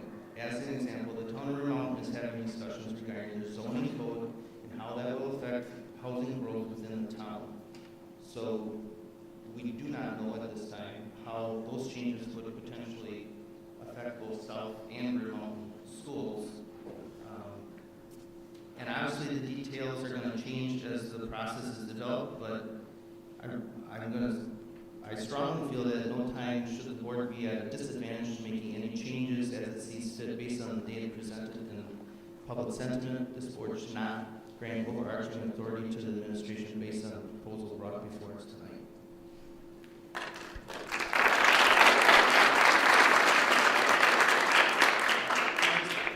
The only couple questions Lee is saying, I want to ask the questions, comes down to the data, I guess, about recapturing students, the things about funding. Bob can't give us excuse me again. Oh, okay. Any answers? As they come up. Thanks, Mr. Seiler. This, you pointed out the good and the bad both of the pro forma statement, right? The pro forma statement's intent is to isolate this decision. So there could be some wildly crazy things happening with enrollment outside of this decision. There could be some wildly crazy things happening with state funding and the state budget that we get outside of this decision. So the pro forma isolates this decision. So if we get a bad state budget, this lives on the margin. If we get a good state budget, this lives on the margin. Same thing with transportation. Transportation costs are going to go up in a very extreme way when we rebid this contract in 2 years. This only talks about on the margin how much this could change it. We're using a number of $100,000 right now. And I can see somebody saying, well, it went up a lot more than $100,000. What happened? Well, all the other underlying factors, labor crisis in particular, and busing companies, when they're putting out bids, they're putting out higher numbers. All of that stuff is going to happen. The pro forma just talks about what happens on the margin, or the marginal difference because of this decision. Also, the open enrollment out versus open enrollment in numbers that you referenced, that's purely a mathematical projection based on past data.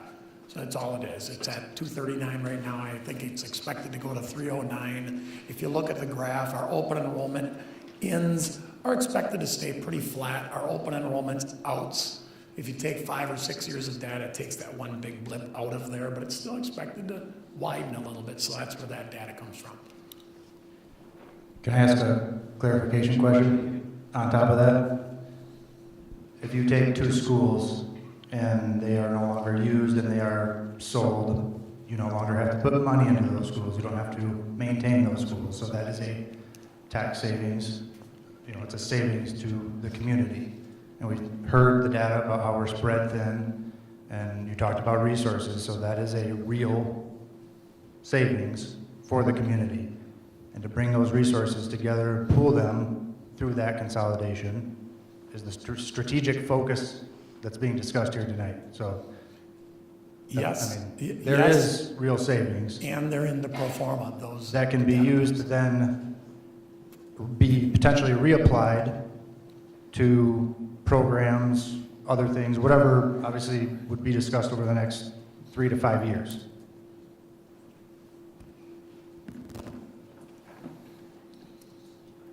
Okay. Any follow-up on that? No? Okay. Mr. Webster? I also want to thank you all for being here and for your interest. And certainly I've gotten a number of emails, and I've read every one of them, and had some wonderful conversations.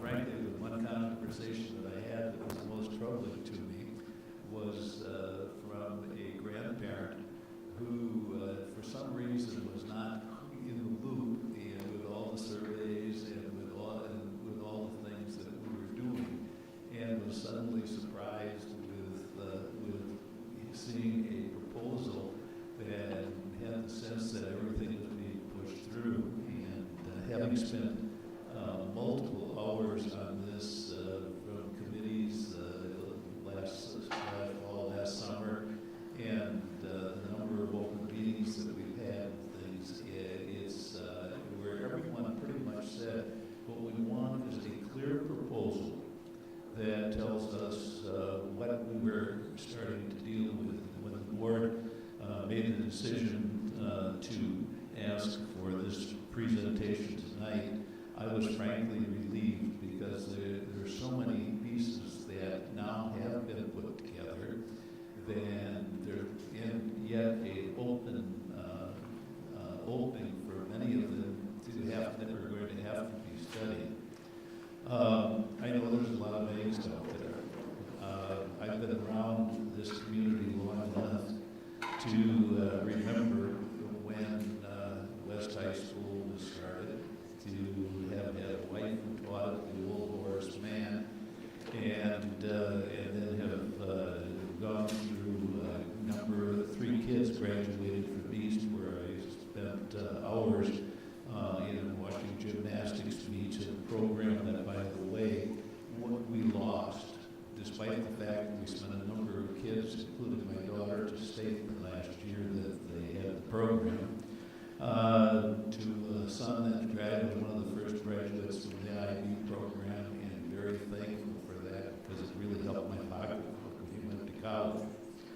To having the opportunity to pass out diplomas at the current East High School, and to family members, and frankly, would if I was staying on the board, would want to pass them out at some point when we unified high school.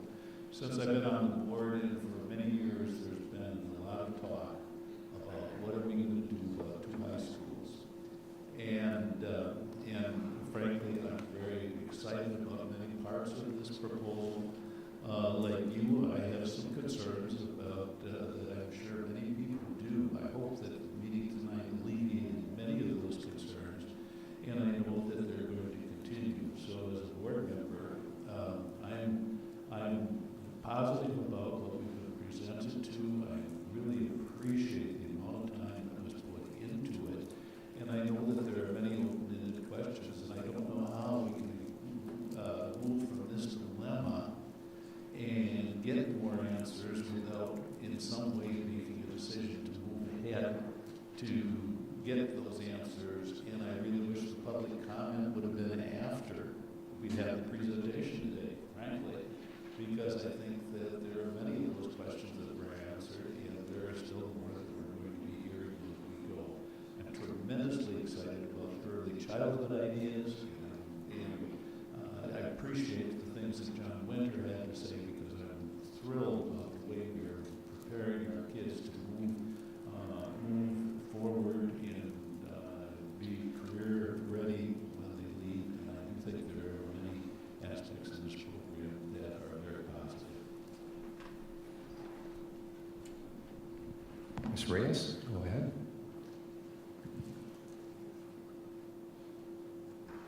Thank you for everyone that has come out and emailed us. I spoke with the grandma today, and she also felt that she was out of the loop. She felt that there wasn't enough communication from the school district. She worried about our community members that do not have access to computers, that are not tech savvy. She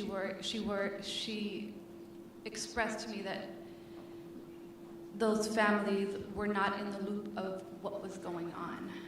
I also was fortunate enough to meet with a support staff member in one of our elementary schools, and she expressed some of her concerns to me.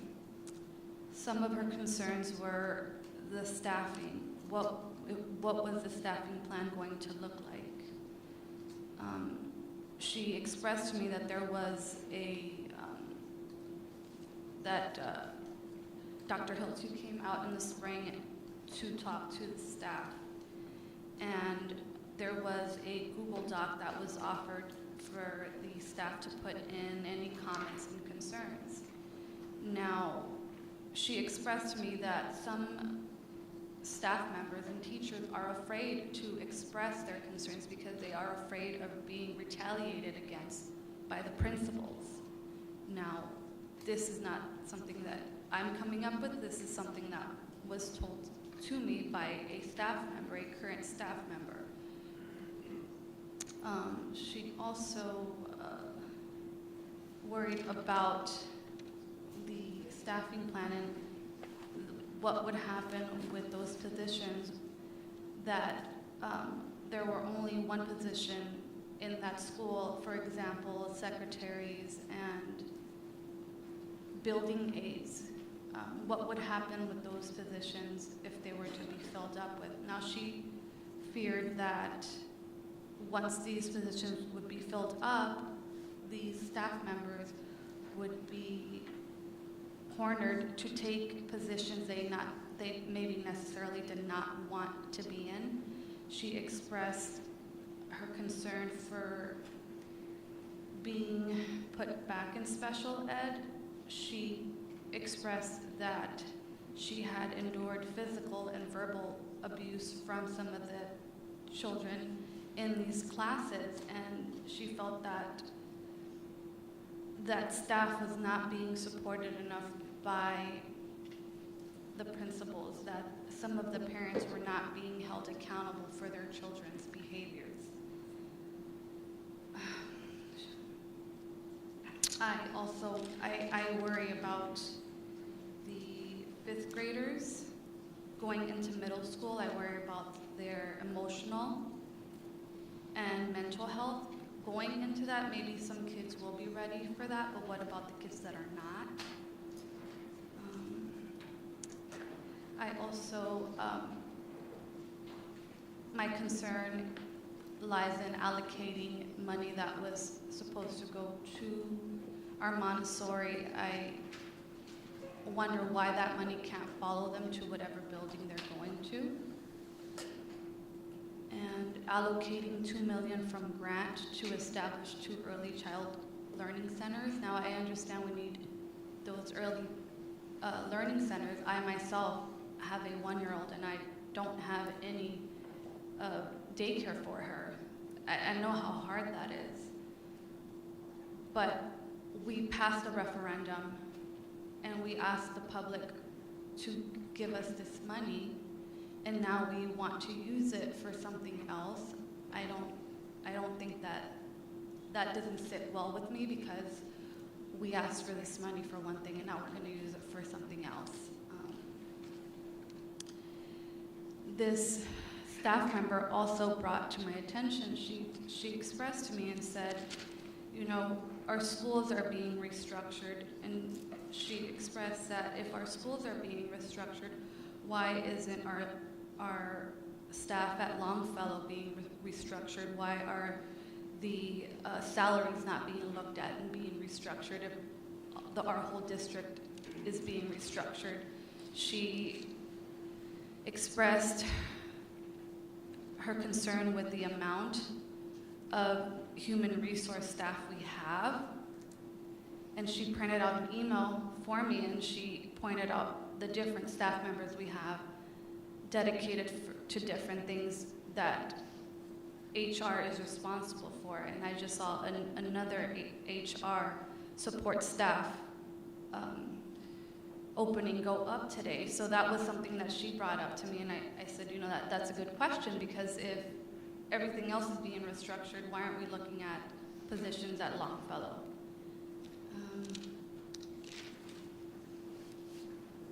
Could I start to respond to some of these? There's a plethora.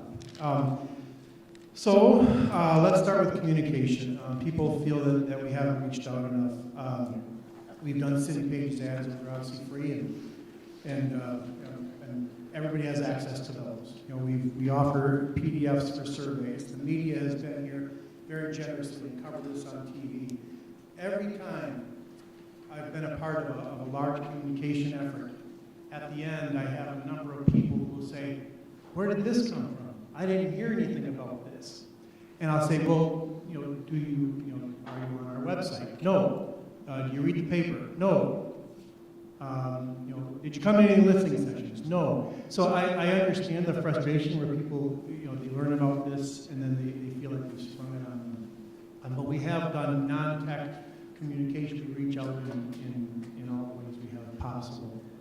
We've talked, so I hear you. Keith, on top of that, we've had subcommittee meetings for the last year with parents teachers, administrators that have been a part of this and spent many, many hours discussing a lot of these challenges. So on top of the community listening sessions, it's disingenuous, in my opinion, to say that the opportunity has not been there to engage with the district and with the board on this discussion for the last year. Thank you. It's an excellent addition. The restructuring of Longfellow, we would be happy to. Frankly, we don't want to spend money on the district office that we can spend on students. That's why we've avoided kind of moving, but if that works well, we've certainly talked about that possibility, but we don't want to invest. We want to invest in students and staff. Can I ask, did these all come from one or two folks, or one? This came from one person. It all came from one. Okay. It was about a 2-hour conversation. Yeah. I want to be just a little careful. You know, there will always be people who are unhappy and concerned about any number of things. I'm just going to say it's dangerous to take one perspective and bring it to this level when we're talking about a proposal that's trying to make things better for everybody. I'll just maybe into that for now. Can I make a comment on the Montessori piece, though? Did we not receive a letter from the Montessori charter and board, the leadership, that they're excited about the opportunity of possibly moving into their own space, and the whole point of referendum dollars for them at Horace Mann was to add space for them. Hence, if they move into a facility that is opening up, they no longer need all of those funds. They might need some of them. Certainly the safety and security aspect would remain wherever they would land in this plan. But the rest of those dollars may not be needed, and they as much as gave that approval to the board in a letter this week. Yeah, thank you for mentioning that. Yeah, we take very seriously our responsibility to invest the funds the way we said we would invest them. The lion's share of those funds were planned for Montessori.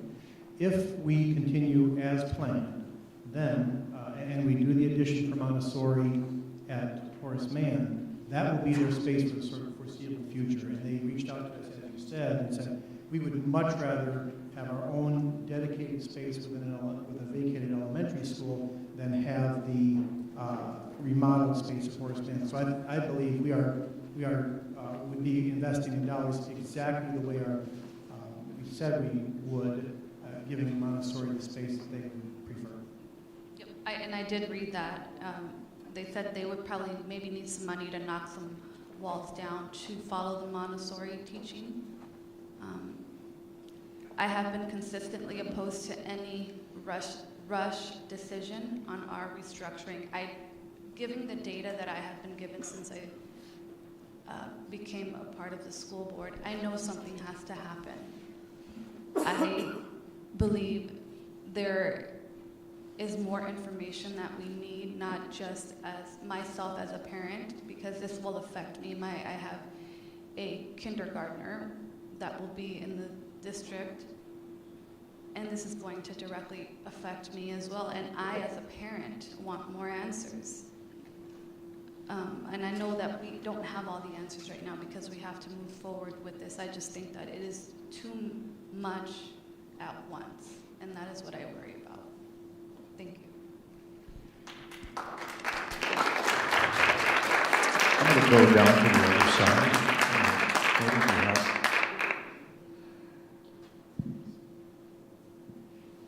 I don't mean to put you on the spot. I'm just, Good. So, I'm hearing a lot of comments, and it always kind of comes back to the same thing, more detail, more detail. I am not one that wants to rush to a decision. Our commentators this evening brought up some great points, and I think they need to be answered. This is, like John has said, is something that we've been working on for a long time. There's been a lot of opportunities for people to engage the district in their thoughts and concerns. I don't know what the right answer is to go forward, but I think we need to continue this process as our community partners have encouraged us. I guess I would ask, if we would vote tonight and vote yes on something like this, what's the finality of it? Are we bound to it? Is this something that will have steps to go through? Will we continue to have community engagement, which I think is important moving forward to answer some of these questions? I mean, we still haven't settled on which elementary schools we're going to combine or which ones we're going to close, where it seems like this proposal shows a fairly logical progression why, in the high schools, we have to stick with west over east, which I don't have a necessary strong opinion on which one we use for the high school, which one we use for the junior high school.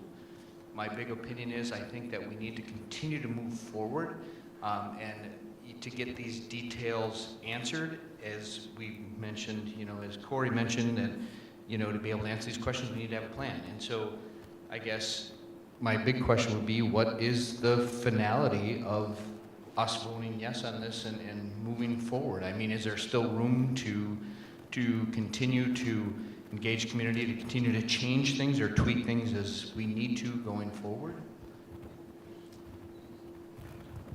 Yeah, I'm happy to speak to that. So in this motion, we would start to work on these aspects. We would begin to finalize the design for the additions at West. By the time we get to bids on those, obviously, we have to. Now we're committed, right, with the funds. As you say, yeah, absolutely, there would continue to be community input. On all those teams, there are opportunities for staff and families and community partners to be involved. Matter of fact, we would be inviting them to be involved in that. So yes, we would also begin to plan for the early learning centers. So I don't know at what point when you say finality, if our community partners are going to start to invest in planning and how, I don't want to go too far down that road and invest their time and resources into this without moving forward. I guess that would be my first answer, but yes, there would continue to be input. My other question is, there was some question about this proposal being brought up and being sent out to the public for them to evaluate with little time for them to digest it. I'm kind of torn here because I think that there was ample time because, as you said before, I don't think there's anything new. I don't think there's any real new information here that's being sprung. I don't like the idea that there are community members that feel like this was sprung on them. I don't know how to change that or temper that because I know that, Ms. White and you guys have done a great job of getting this information out there, and unfortunately not everybody's going to see it. I mean, that just is what it is. I don't want anybody to feel slighted, though, that there wasn't enough time to digest it. And I don't have the answer to that. I guess that's the only other question I have in my head. Is there enough time? I don't even know. I mean, in my opinion, I think there probably has been. I just don't want people to feel like they had this thrown on them. I'm going to share kind of a startling anecdote from a few years ago. When we were first talking about doing a referendum, we hired a firm to do a survey of the community, and one of the questions they asked was, are you aware that the Wausau School District has 2 high schools? Now, it's been that way for 20 years. 25% of people did not know that we had 2 high schools. So I know some people are just catching on to this now, and I guess my point is that there are always going to be some people who are just going to be catching on to it. And I know I regret that as well. Like you say, Diana has reached out, many of us, through a variety of we'll never get that back. I guess is maybe my point. I guess maybe some of that was rhetorical because I do want to stress the fact that we did try hard to get our information out there, and I think we have to continue to move forward. I mean, we definitely do. And hearing, both sides of the argument, I just feel that moving forward is going to be the best for the Wausau School District. Mr. Christian? Well, I'm very excited about the opportunities. I see the teaching staff and administration get up here and talk about the resources being spread too thin, and I've seen it. I have 4 children in this district myself. My wife is a Wausau native, moved here in 2007, and she turned me into a Packers fan, but I will always be a Wolverines fan. Go Blue. I see the opportunities for getting rid of mediocrity in this district, and by that I mean the resources that are being discussed in this proposal, that we can do an awesome engineering and science lab at one location, or we can do it watered down at 2 locations, and we might have one really awesome teacher at one of those locations and maybe an average teacher at another location. So the access for students to teachers, programs, this is what excites me, and I believe it excites the administration and the staff to bring those resources together and really bring this district and this community together. We talked about the hard trends, declining enrollment. That's not going to change anytime soon. People are having less kids. There are other variables that are in that mix, but that's not going to change anytime soon. Labor participation rate is not going to get any better anytime soon either. We're all fighting for employees no matter what industry you're in across the state, county, country, wherever we go. So that's not going to get any better. There's a soft trend, as I understand it, that there's also not enough people getting into the field of teaching, hence exacerbating, the teachers that we're looking to hire and bring into this district. I got excited about the child care opportunities in this district. You heard tonight, 60% capacity loss in Marathon County. Thankfully, I got my kids are a little older, and I got through that, but I feel for folks that are struggling to find daycare, especially working families, whether you have both parents that are working or what. But that's a huge, huge opportunity for us to participate in this community and solve a very real problem. And obviously it's probably going to impact low socioeconomic families, maybe even the most. I really am excited about that opportunity and partnering with, whether it would be with a, YMCA or United Way, to really bring that forward and solve what appears to be a very critical, need in this district. But just being spread too thin, seeing all of the inefficiencies that are that are happening across this district. My own son who has, some special needs, and seeing these teachers stretched amongst 3, 4, or more buildings, it's a real issue. So how do we do that? We've been talking about this for a very long time, and I think now's the time to make a decision. Paralysis by analysis is a very real thing here. This is a 2-year plan to bring a lot of the information, some of the finite details that might not be up here tonight, but to bring forward some of those pieces, that are very real concerns. I have concerns too. This is, I'm on the west side myself, and so sending my kids, to 8th, 9th grade at East is not ideal. There are other districts around us that do it. I've heard about the various, the adding a section or a building transition to our students' path. That already happens in a nearby district of ours. We would have the same number of sections, so it's possible. It can be done. But I get excited about those opportunities to really bring strategic focus and alignment to this district and really impact every student and not just some students. The programs, somebody mentioned culinary arts. I'm an engineering science nerd, but I also deal a lot in construction and culinary arts.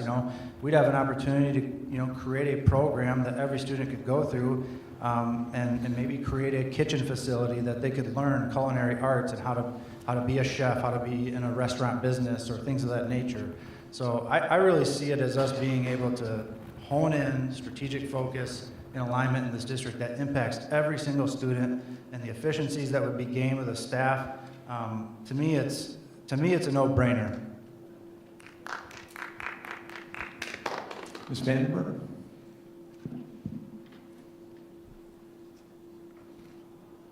Okay, First, I also kind of echo what everybody else is saying about thanking those of you who have come, those of you who have called, those of you who have emailed and reached out. I have read and considered every single one of those thoughts and asked many of the same questions, and all of yours if I hadn't asked them already. I have the unique perspective in that I've been a part of this conversation really since the beginning of June. I was part of the subcommittee meetings, and I actually went in feeling pretty strongly against a restructuring plan, and have now found myself in a really different place at the end of the time spent there and all these months now as a board. I think that first it's important to acknowledge that I completely agree that change is really, really hard, and these decisions that impact our kids and our grandkids and our work teams are super emotional, and they should be because it matters, and that weighs really heavily on me too. I think we can all agree that we each come, though, with a personal perspective that's just like a small slice of the picture. And we as a board have been tasked with the job of moving the district forward with a set of difficult circumstances that we've been presented with. Decreasing state aid. I mean, we've heard them, you know.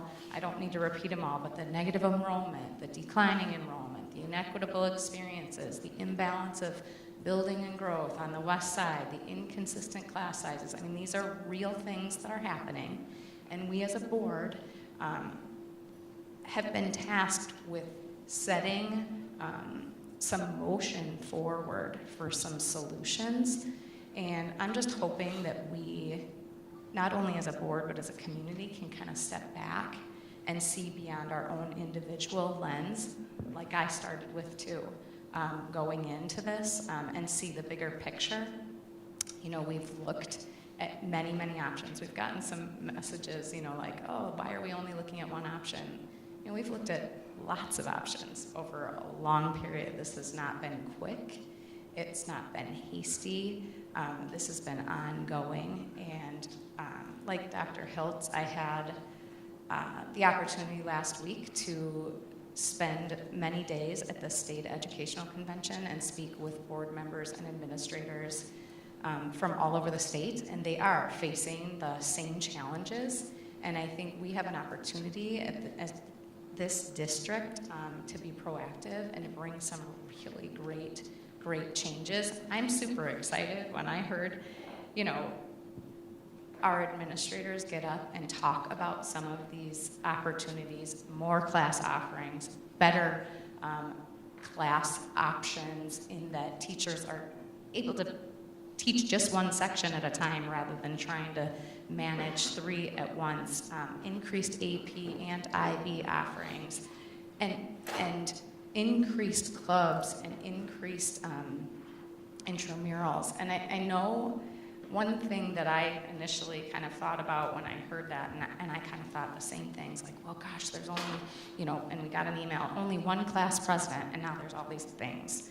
And I just want to speak to the fact, as a parent who's just finished the college application process with 2 kids and very quickly moving in with child number 3, that's not the only leadership opportunity that comes in high school. In fact, when there's increased clubs, like FBLA is a place where your kid can shine and learn to be a leader.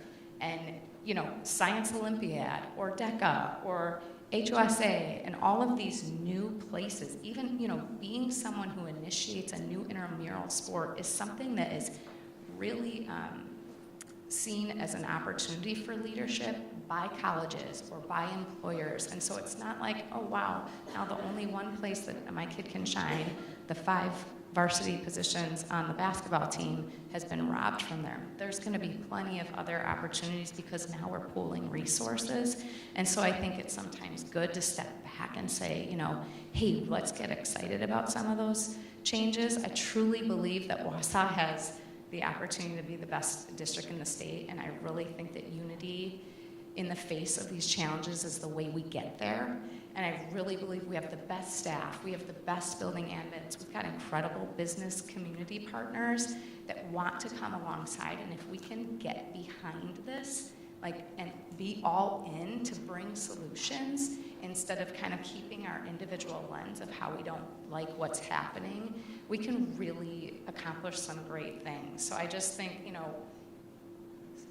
I really truly believe public schools are kind of the center of a successful community, and it's really in everyone's best interest to see this district thrive and be stronger, and I really think we can be on the backside. Will there be some bumps? For sure. Will some of us have to make sacrifices along the way? For sure. But I also really think kids are watching to see how the adults around them are responding to change, and if we as adults see these changes as possibilities for really great things, and we see even just the bumps in the road or some of the adversity as opportunities to grow and stretch, our kids will see that too.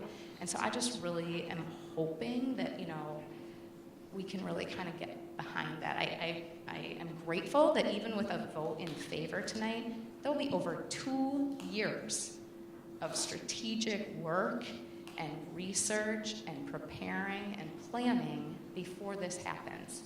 So that's not our work. I mean, I tasked that to all the experts, and I have high expectations that that's going to be done and done really, really well.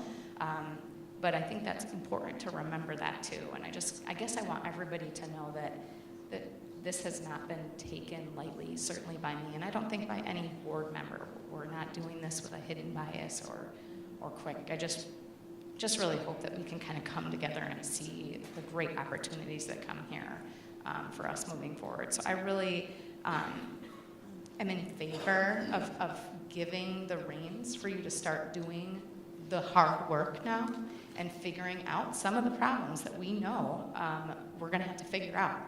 I would like to see, and I'm glad to hear that the board will be involved again when you determine what schools those are. I would hope to see that the board would be involved when you start coming up with some transportation plans, and that we are involved in that decision making. Additionally, when it comes down to curriculum, I think the board, that's part of our responsibility as well. So I hope that there's going to be engagement with us in that process as well.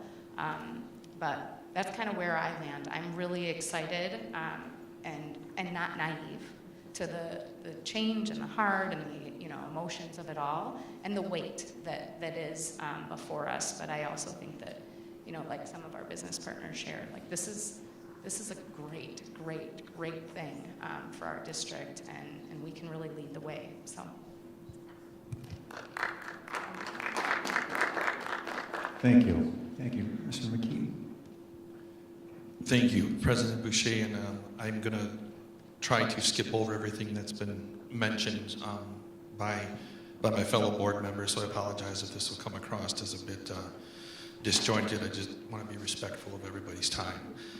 First of all, I just want to say that I absolutely believe that all of this and where we've gotten to this point has been done with the best intentions from everybody involved, and that administration, board, community members. The last few weeks I've been getting input where it's almost like people want to, kind of pit the board against administration or some community opinions against the board, and I don't see it like that. I don't think that the rest of the board sees it like that. I truly believe that we are all spending our time trying to do the right things. So my observations and I don't even know if you call them concerns, but just some things that I need answered in my head in order to say yes. I think this is a good direction to go, or no, maybe there's a better alternative. And I guess the first thing is that we've gone down a similar path before when it comes to strategic decisions like this, and I would offer go back, I don't know how many years it was, Lance, we went down the path of a 4-tier compensation model. For those of you that aren't familiar with it, we basically revamped how every one of our teachers was compensated in the district. Best intentions, again, But what we didn't do with that is, we approved a proposal, it was full steam ahead.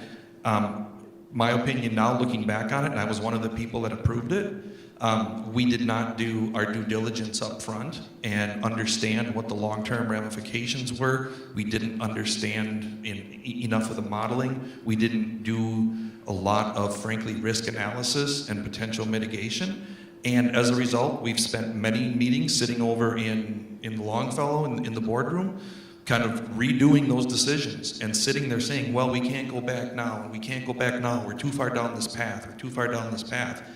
I will not put myself in that position again, and I don't think that any of us that were part of it, frankly, want to go down that road again. So that's just something that keeps spinning through my head. After 11 years on the board, some of these things stick out, and I've learned what not to do. And frankly, getting too far ahead of ourselves is one of those. To me, one of the things that we need to add, and maybe it's been implied but not stated out loud, this framework that we're talking about today really needs to acknowledge that there may be deal breakers that are uncovered in the analysis of what I'm going to refer to as kind of the critical path items that may not have acceptable solutions and puts an end to the plan, whatever it is.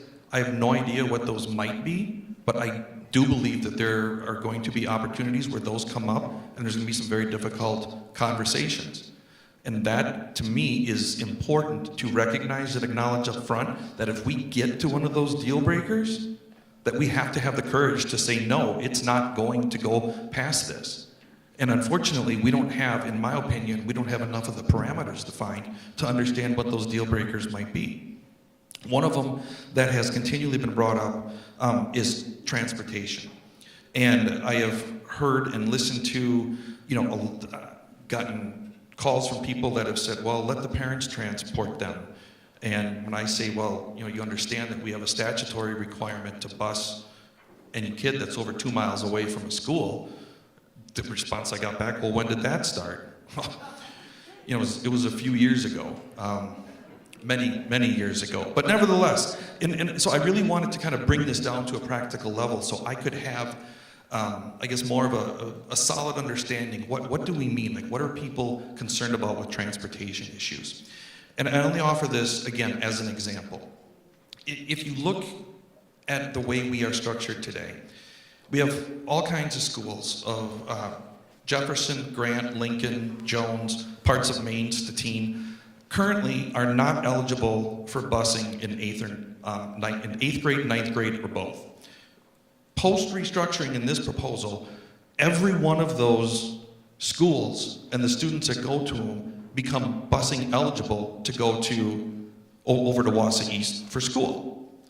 And I'm not saying that that's good or bad. All I'm saying is that in our current environment, the thought of increasing any strain on the busing system right now, to me, that is one of those potential deal breakers. Until I see a credible plan that says, here's the routes, here's the times, here's the time that is going to increase, here's the number of drivers that we're going to have, et cetera, et cetera. I'm not comfortable saying, yeah, just go ahead, we're going to march down this path.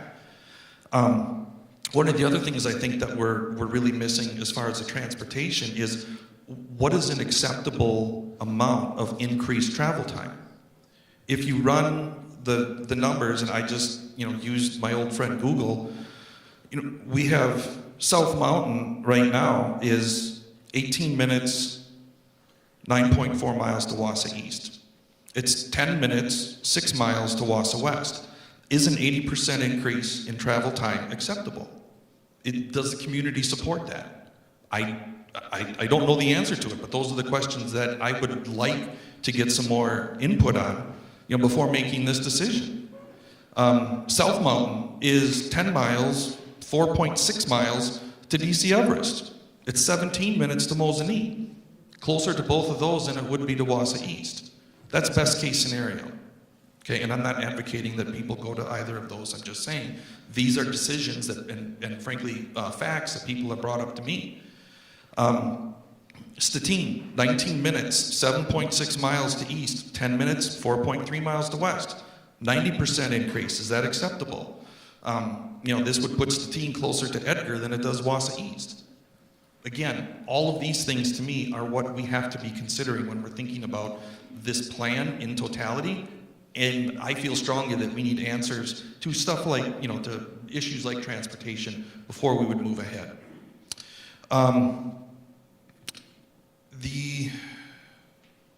The other thing I know that was brought up in a number of the meetings is that we've talked about the challenges and backlash that come with boundary changes. Well, if we take this down, to the level that we're discussing tonight, this framework changes boundaries for 5 elementary schools and every student in 8th, 9th, 10th, 11th, and 12th grades, going one way or the other. So to me, we're not avoiding boundary changes. We're just, I think we're making them to the point where it almost seems like they're unrecognizable.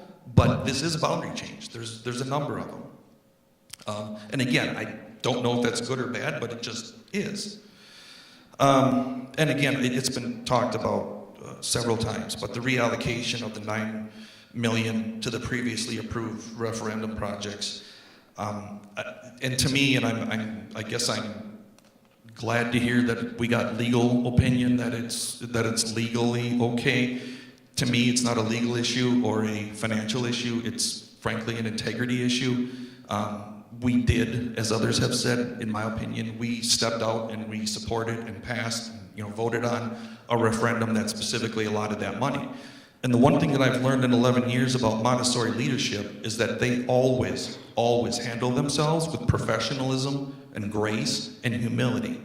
And so the fact that we heard from them to say, we'll take any building that you give us, right, to me speaks more to frankly, the ethics and the professionalism of that leadership team than it does to their overall need. What I would support is, okay, in this plan, if we land on this is where everybody is going to go. Montessori, you're going to go to Lincoln, whatever it is. Okay, what do you guys need to build out Lincoln to meet your needs? If it's not 7 million, is it 4? Is it 5? Until that is settled, I don't think we have any right to go picking around on the $7 million and say we're going to give you, this much, but we're going to keep the rest for West. I fundamentally I disagree with that. I think that's extremely disingenuous. Just to, again, apologize for the comments that Mr. Ekman made regarding, the need to do this and, from the business community and for the growth of Wausau and, all of these other things. I don't disagree with that, but what I am still struggling with is what is that value? What is it that we're trying to gain from doing this, and how is it going to benefit us?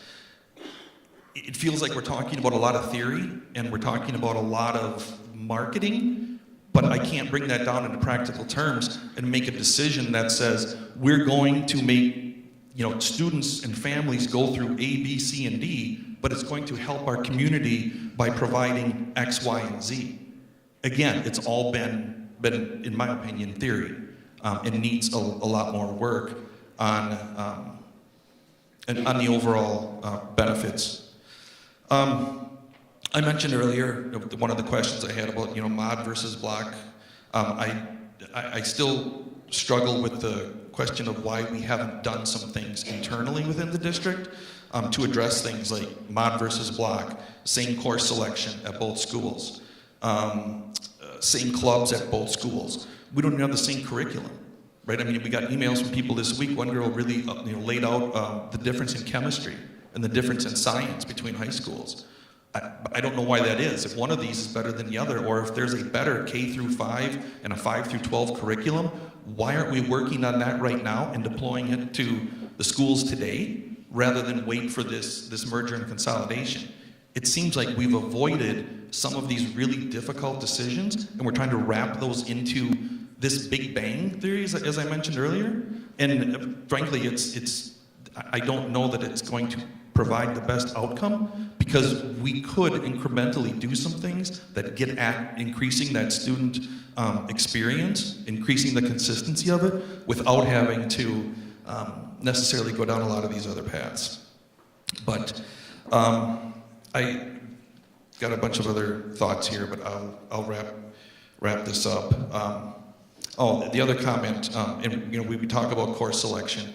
I can say that in 11 years on the board, I have never heard from a parent or a student, I want to have a marching band at West, or I want to have robotics at East. I'm sure that's been out there, but I will tell you that from a front and center issue or a front and center consideration, I've never heard those types of things. Not that there's not value in it, I absolutely think there is, but I don't know that it has the highest priority of where our attention should be.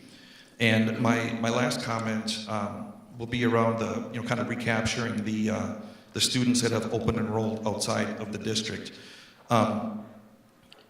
In October of 2022, the memo that we received, talked about the reasons why they left. And one of the statements that we were provided with, it said, based on conversations, more than half of the families said there was nothing that we did or could do to change their decision. So knowing that half of that 200 or 250 that's gone out, we're not going to recapture no matter what we do. So I think we have to start from a new starting point when we're looking at what are the potential financial gains that we're going to make, at least with that population. There may be many others if we really increase our services and our functionality. We may be able to improve enrollment significantly, but I think some of that has yet to be determined. And I will say the benefits of efficiencies within the staff and providing staff with much more balanced workloads, consistent class sizes, I think that is absolutely 100% true, and something that we need to pursue regardless. There is value in all of that. So I don't want this to come across like I don't recognize where at least I perceive some of the advantages to be, because they are clear. They're crystal clear, some of the advantages, but I think what we've overlooked are some of the risks, what I would think are considerable risks, that need to be addressed in detail, brought back to the board for specific approval on some of those big ticket items, and continue to move forward incrementally, based on our satisfaction of receiving credible solutions for some of these potential issues out there.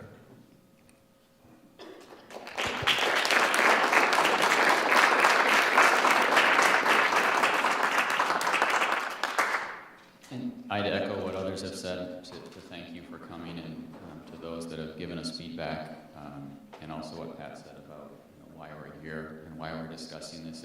It's for nothing other than to try to do what's best for the district. I spent hours on the phone with community members today. I've spent how many hours looking at this proposal and prior proposals and going to committee meetings and listening sessions, and we're only doing that because we're trying to do what we think is best.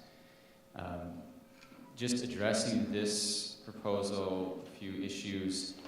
The first time that we looked at this elementary consolidation plan at a meeting a few months ago, I noted that I was concerned with some of the capacity issues that result from moving full schools, school into school. I think that's a good goal that came right out of the elementary committee structure with some of the parent suggestion of trying to move full schools, but I noted I had some concerns with that. I do feel a little bit better about it, seeing it now with 4K moved out, and also knowing that these capacity numbers are at 90%.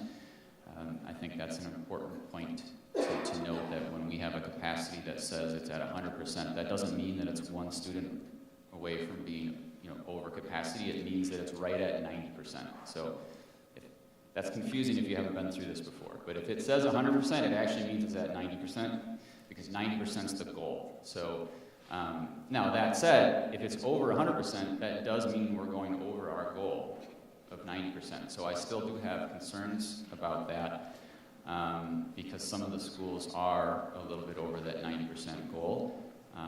Concerned about possible enrollment increases, especially in Rim Mountain, Thank you, Dr. Bettino. Now I'm also worried about other enrollment increases, so you've added to my stress level of more things to think about, but that's why we want feedback. I'm concerned about the scope of this project. It's really big. I know, Karen, you've mentioned that before as well, and we've talked about, is there any way to do this in phases, and I haven't been able to come up with a way to do that. So I don't know that there's an answer to it, but it is a concern, and I think it's one of the reasons why there's some pushback to it, because there's just so much involved.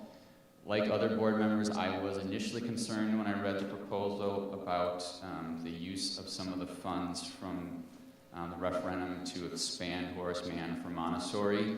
And I agree with everything that you said, Pat, about how gracious Montessori has been over the years.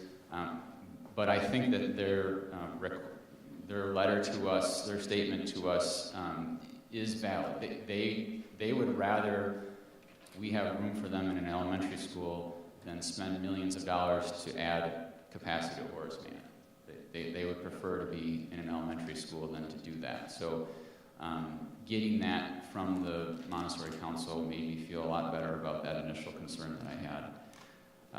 Busing is still a big concern for me, bigger now than it used to be, frankly. It's one that we've talked about for years. Years ago, I would have just said, we just hire more bus drivers. And years ago, even a year ago, I would have said, yes, we're probably going to have some increased bus times, but there's so many benefits to this that it's worth it. If the bus time is 20 minutes longer, it's worth it. But now my concern is more along the lines of, can we bus it? If we need more buses, like literally, can we do it? That's a much different conversation, I think, than balancing the pros and cons of is a longer bus ride worth it or not? Because then you're just looking at all the pros and cons, and we have pros and cons to whatever we do, including doing nothing. But I think the busing is a big issue. I'm worried that we may not have enough drivers if we're adding buses. Community support is also something that I'm concerned with. Even though we've talked about this in board meetings, and we've had committee meetings, and we've had community listening sessions at multiple schools, and we've had attendance at some of those that were actually as big or bigger than this. So we've had a lot of community sessions, and there's a lot of information out there. But something I said a while ago I think has proven true, which is until you actually put it into a plan and put action next to it for a board meeting, some people just don't get involved until they see that. And so I'm glad we did that, because it's gotten more people interested. Some of the people that were interested before still are, and others that maybe were waiting to see that whole plan put together and with the word action next to it, they've now gotten involved, and that's a good thing. I'm concerned that we don't have enough community support yet. Maybe with some more time and some more information and answering some of these questions, or even possibly changes if things come up, maybe that would improve. I do think that we should do something. I'm convinced of that. I'm not 100% certain on the details, but I do think we should do something. I'm pretty convinced of the educational benefits of this restructure plan. I'm convinced of this plan giving us the opportunity to provide both better education and support for our students, better work environment for our employees. It's really kind of all the other stuff that I'm less certain of. It's the transportation that I mentioned, community support that I mentioned. The Wausau East location is one that I'm really concerned about. I really like the idea of a junior high, senior high, but I'm getting a lot of feedback about Wausau East and where it's located. If you live in the southwest part of our district, for example. I would really like to see a transportation plan to know that we can bus this. I think that's something that has to be an early part of this plan, not a fall of 24. I know that any transportation plan that we would do now would immediately be wrong, because we'd be doing a transportation plan based on students that are currently in our schools as opposed to the ones that will be there in 2025. But I just think it's it's one of the roadblocks, like Pat mentioned, like if we get to something that is possibly a roadblock that makes us not able to move forward, I think we need to try to hit some of those potential roadblocks early in this path before we get too far down so that we don't have a choice. So those are just some of the concerns and comments that I have overall.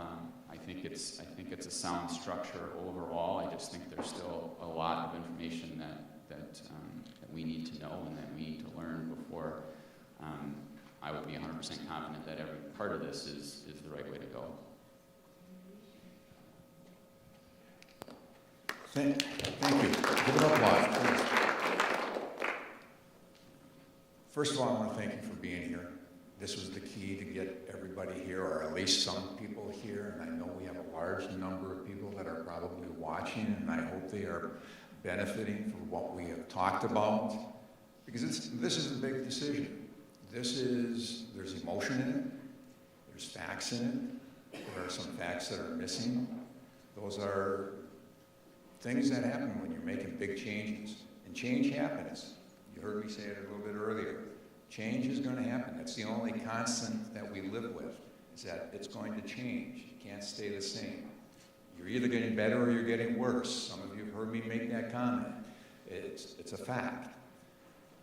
But I talked with a gentleman today that has been in education for a long time, and he's just thinking about retiring. He's the administrator for the Wisconsin Association of School Boards. And I told him a little bit about what is going on up here with this meeting this evening. He said, you know, the best thing you can do, Jim, is start with the students.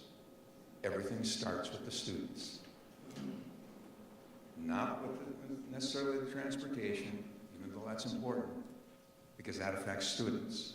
But start with the students and make sure that everything begins and ends for them, because they are the product that we're working with. They are the people that are going to be the future of our country, the future of our state. So we got to do the right thing. Little side story, as I was listening to everybody, I'm sitting there thinking, you know, gosh darn, I've been around here for a long time as a teacher and a coach, coming back as a board member because I love Wausau. It's where my kids grew up. It's where my kids were students, and they enjoyed every minute of it. They enjoyed being in John Marshall. And boy, don't take my elementary school away from me. I was one of the voices that stood up when somebody wanted to transport our kids over to Franklin and Franklin over to John Marshall. That just did not work. And I remember that. So I've got that emotion there. I also have the emotion about the fact that when everyone left the elementary school back then, they went to one middle school. They all went to John Muir. And all those students from the 11 or 12 elementaries at that time, all went to John Muir. They were together in one building, all around the whole city, all came together. You know what was the disappointing factor for all those students? They had to go to one high school or the other. They wanted to stay together. I remember my sons always saying, and my daughter saying, why can't we just stay together? Why can't we play together? Why can't we have a basketball team together? We're playing together as it is. Why don't we just do that? And I kept on thinking, well, it is what it is. So the emotional side of that, I saw students at that time, yes, there were some that were looking forward to going to East. I would hope so, because I was at East. I would hope they'd be wanting to go to East and not West. We won't go down that road anymore. We won't go down that road. But the bottom line is I understand the emotions that go along with this. But let's get back to the comment that John Ashley said. Start with the students. Can we do better for our students by staying the same or combining, consolidating? Can we do that? Can we do better things for our students? The other thing that you got to be thinking about, and I keep on reminding our administrative team, is that economics.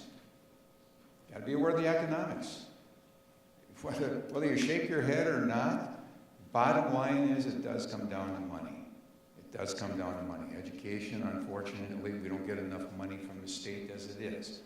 You get very little from the federal, and if you do get anything from the federal, then you're mandated. Then you have unfunded mandates, and you have all of that, and then you're picking it up as taxpayers in the local communities. That's how it works. So the bottom line is, we as board members selected by the community have to make decisions based on the community's wants and what's important for our students. This is tough. I get emotional on that side, and I start getting realistic over here. Because I can tell, looking around the audience here, I know a lot of people that are on this side or that side. And I'm sitting there thinking, we've all had these discussions. It's been 30 years. 1980, 1983, 13 years after the school split. People in the community were starting to talk all over again about, why aren't we going back to one school? Let's just go back to one high school. West is built, let's just go back to that school instead of the school in the middle of the city.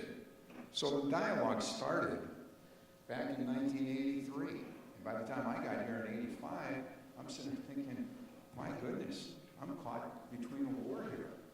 People wanted to keep the schools, other people wanted to get back together. So it's been a dialogue that's been happening for a long time. And there have been mistakes throughout the years, I'm sure. I don't know all those mistakes about decisions that were made when it came to this building being built over there, that building being added to on over there, things of that fashion. Now we're where we are. That's a little history. You have to know history in order to know where you are so you know where you're going. We've got to figure out where we are so that we can get going for the future of our students here. And so with that was my monologue. We have to make some sort of a motion here. And I'm not sure if we're ready for a motion per se when it comes to yes or no. I don't know if we're there yet. So as I'm hearing people, board members making comments that we need to hear more about transportation, we need to know about that. We need to go down the road of how is that going to be affecting us, because I don't want to get down the road 7 months from now, sorry, we're not doing it. I would hate to do that. We have to be for sure what we're doing, and we have to have a plan. We have to have a plan so that we can pick it apart. Right now, it's a proposal, but we have to have a plan so that we can pick it apart, see what the bumps are, see what the obstacles are going to be, so that we can make good decisions for the future. But the biggest thing that comes to my mind, that's the biggest problem, is transportation. Even though all of our kids came to one middle school in the middle of the city, from all over the place, from all 12 townships and that happened. But for some reason, we didn't have that transportation problem. I don't remember it. I don't remember it always happening. I just got my kids to John Muir. But it's not that easy anymore. Nothing's that easy. Things change. It's more difficult. So I'm sensing from the board that the transportation thing is very, very important. Not a thing, but it is an object of topic, conversation that has to become more than a conversation. We have to have a plan. Are we going to have the same transportation company working for us in 2 years? I don't know. May not. May not.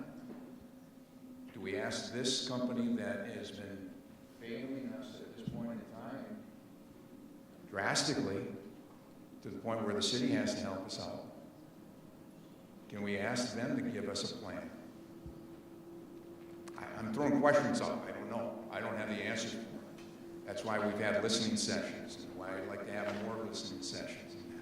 So I'm thinking here that if you put a motion out and it's a very close motion and close vote, I'm concerned about that, because I think we need to hear more from our community, very specifically, about what they want to do.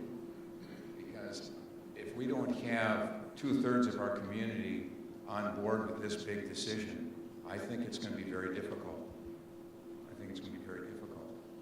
So, President Boucher, could the I'm open. transportation piece, which is obviously important, be an early part of the timeline? I guess I'm asking the administration, can that be somewhere in the early part of obviously the phases that are going to be going through to get a better understanding of what that transportation is and what it looks like. I know there's a lot of variables, with the organization that we use today and whether or not we'll be with them or somebody else, or if we're going to use multiple, or however that's. I realize that there's a lot there and that might not be possible. But Pat, you talked about some of those hurdles that if we could get a better understanding of, to get over in transportation is certainly one of them. Is that something that could be early on in the process of this that can come to the board with more information and give us a go, no go, kind of situation? Sure. Early is relative, right?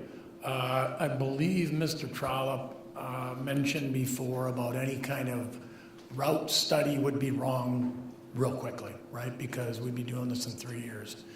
But what we'd be more likely to do and what would be more wise to do would be a feasibility study, would be, generally speaking, what would a routing plan look like? And we would need to ask a company to do this that could hand that routing plan over to the incumbent first student or hand that routing plan over to another company that would win the bid, so to speak. But it wouldn't be a thorough routing plan. It would be a feasibility study. We'd tell them things like, right now, here are the pins on a map.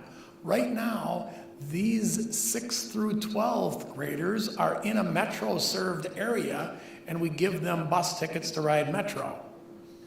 Maybe under this plan, we would do that with 5 through 12. Here's where those students live, so the yellow bus doesn't have to worry about them. The Metro people do. It is a cost. We do provide busing, and we'd say to such a company, here are the pins on a map that are K through 4 everywhere, and 5 through 12 outside of a metro area. What would it take to bus them? What would it cost? What would the transfers look like? What would the length of route be? What would the time on the bus be? Very hard time giving the cost. We would probably predetermine the rates. Say, current rates, what would it cost? Because we know if we're projecting rates 3 years from now with the labor crisis and fuel fluctuations and things like that, we don't want them to project the 3 years from now cost. We want to do what a pro forma did.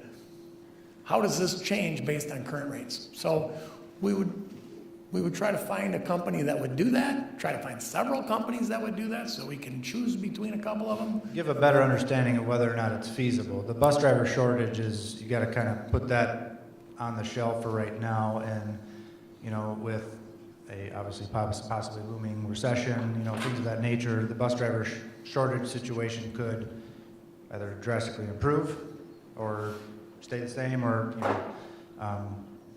so that's kind of a variable in the mix that you can't really predict, but at least feasibility and probably some sort of estimation of whether or not is that 20% more in cost than what we do today, or is it going to be a drastic change, or maybe We'd be interested in the cost relative to today and the service relative to today. Length of bus ride is of importance, time and distance. I was just going to say, this is not the first time Mr. Tess and I have had this conversation. We talked to a couple of companies. Frankly, we're having trouble finding someone who will respond. It's a tight time. So your idea is not new. I mean, no offense. It's not new. We've thought about doing that and been unable to. So I just want to caution, we're not sure where we would go to get that analysis. If we could have gotten it easy, we certainly would have brought it to you by now. So, but we can certainly do that if it's a potential deal breaker. I mean, honestly, with all due respect, I think that's the definition of a deal breaker. if we can't even get somebody to respond, a company to respond with a credible feasibility study. To do routing, sorry, and feasibility, not a transportation company. Right, but I mean, to me, that kind of speaks volumes to some of the questions. Sure. And the other point, and I do like I think where John was going with this too, if we could come up with that short list of big ticket items, right? Land on a plan for the buildings. Who's going where? What one is going to get closed? Is it two that are going to get closed? Whatever it is, Montessori's going to go here. Here's how much it's going to cost to refurbish whatever it is that they land, okay? Just a definite plan. Here's the populations that are going to be where. Here's our transportation solution. Once we get that defined, some of those big ticket items, staffing plan, anticipated class sizes, just bullet points. Then send out a survey to the community and say, do you support this? Because this is concrete. This is what we can do. This is what we can support. This is what we're thinking. And use that feedback to then better educate the decision, the implications of it, and what have you. Because quite frankly, what I've heard right now, I mean, you guys elect all of us, right? And if we're here to represent you, I have not heard overwhelming support for this. And until we would have some credibility down that path, I'm really not leery. I can't support it until I would get better information from the public that we have a concrete plan. Do you support this? Yes or no? I guess my question is, how long did it take to get that kind of data back to us? I would say it take. Yeah, if we were talking a staffing plan, typically, we staff to student needs. And in the secondary, we were talking about doing the scope and sequence first, the staffing plan follow. That scope and sequence is a huge undertaking. I don't have a timeline on that. We had talked probably a year and a half to do the scope and sequence. So, I mean, we could take our best guess. We could say, if we've got 150 high school teachers, 50 would be here and 100 would be here. I have no idea what those courses would look like or how to figure out the average class size there. Elementaries, we've got those stats, right? Those we've shared, not by building, but as a general rule. So I don't know how I get any kind of accurate staffing picture, but we can certainly, we'll take our best shot. I was just going to comment on the community support issue that you brought up, because I brought it up as well. It's been a difference, actually, for me. When we talked about making changes in general, when we talked about how we're down 700 students, but we still have 13 elementary buildings, and we have empty space, and we're not efficient, and we have $60 million of elementary work that we put off, that we still need to do, which probably when we get to it will be $100 million. And boy, that would be lower if we didn't have 13 buildings to do. When we talked about it in general terms, the overwhelming number of people that came and talked to me about it were supportive of making a change, of some level of consolidation. And actually, the overwhelming number of people that talked to me about secondary were supportive of, were excited about potentially somehow bringing our community together around one high school. But when we actually get to the point of the details of a plan like we have presented now it has certainly shifted. Now, definitely in the recent days, it's been more against this detailed plan. I think there is community support in making a change, in doing something with our elementary schools. I think there is a community support in general with doing something with our secondary schools as well, although the location of where Wausau East still is a big roadblock. I mean, we can't move it, I understand that. But so I don't know if you've experienced it that way, but I've experienced it that way. I think there is a lot of support in the community for a restructure. It's when you get to an actual plan like this and there are open-ended questions that aren't answered, that's where I think you start losing that support. And I think we could gain support if we answer some of those questions, and maybe if we made changes to it if needed along the way based on community feedback. I think we could get increased community support, which, as you said, Jim, would help this become successful. We could do it without community support, boy, does it have a lot better chance of being successful if we've got community support with whatever the final plan is. I agree with you, Lance. I have heard a lot of support. I've talked to a lot of teachers in the district that, you know, and we've heard from administration all these great things that can come. To me, you talk about the pros and the cons. Some of the cons, transportation, and you know, some of the other items that have been discussed are things that can be worked through and gotten through with this amazing team that is hired to bring forward the solutions needed to make this a success. Karen talked about, you know, coming together as a community, bringing that unity, and I believe that those challenges of transportation can be overcome and can be figured out.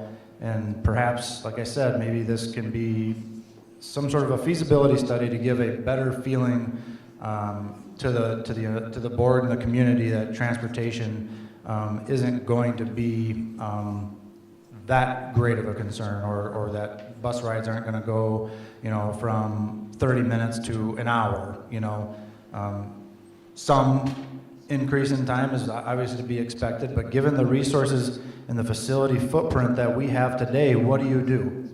To do nothing, I think, is the complete wrong answer, because we will continue to see the disparities that are taking place from one side of the river to the next, and nothing will change that. You can't, you know, you can't.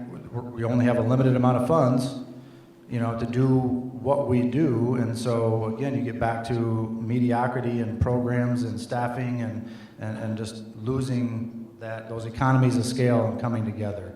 So I'm for putting the motion on the floor and voting on it tonight, and perhaps with a change at a feasibility study. I don't know what time frame would be needed to bring that forward, but I'm for bringing this, you know, getting this moving forward. Well, this is a 9-person board, so as you're talking, I'm continuing to look at everybody, and I think there's 2 possibilities. There is the possibility of a vote, putting the motion forward, and seconding. You got to make sure the motion's there. It's got to be seconded. We have a chance to discuss it again if we missed anything, and then the vote has to take place. Or you can postpone this and have some of these things taken care of by the administrative team that we're directing them to do, get some of that done, and then bring this forward within a timeline that's relatively quick, so that it's not down the line, because we got to get moving on this. But we could postpone it and then get these answers that you have put out as questions as board members, so that we can move forward. I guess that would be an answer or question to the administration. That's of whether or not another 2 weeks or 3 weeks is acceptable. Or a month. What I would really appreciate is kind of if the board does not feel confident taking action tonight, exactly what questions do you need answered? I heard about 30 tonight, and so if you want a staffing plan, then we've got to get our some kind of scope and sequence developed.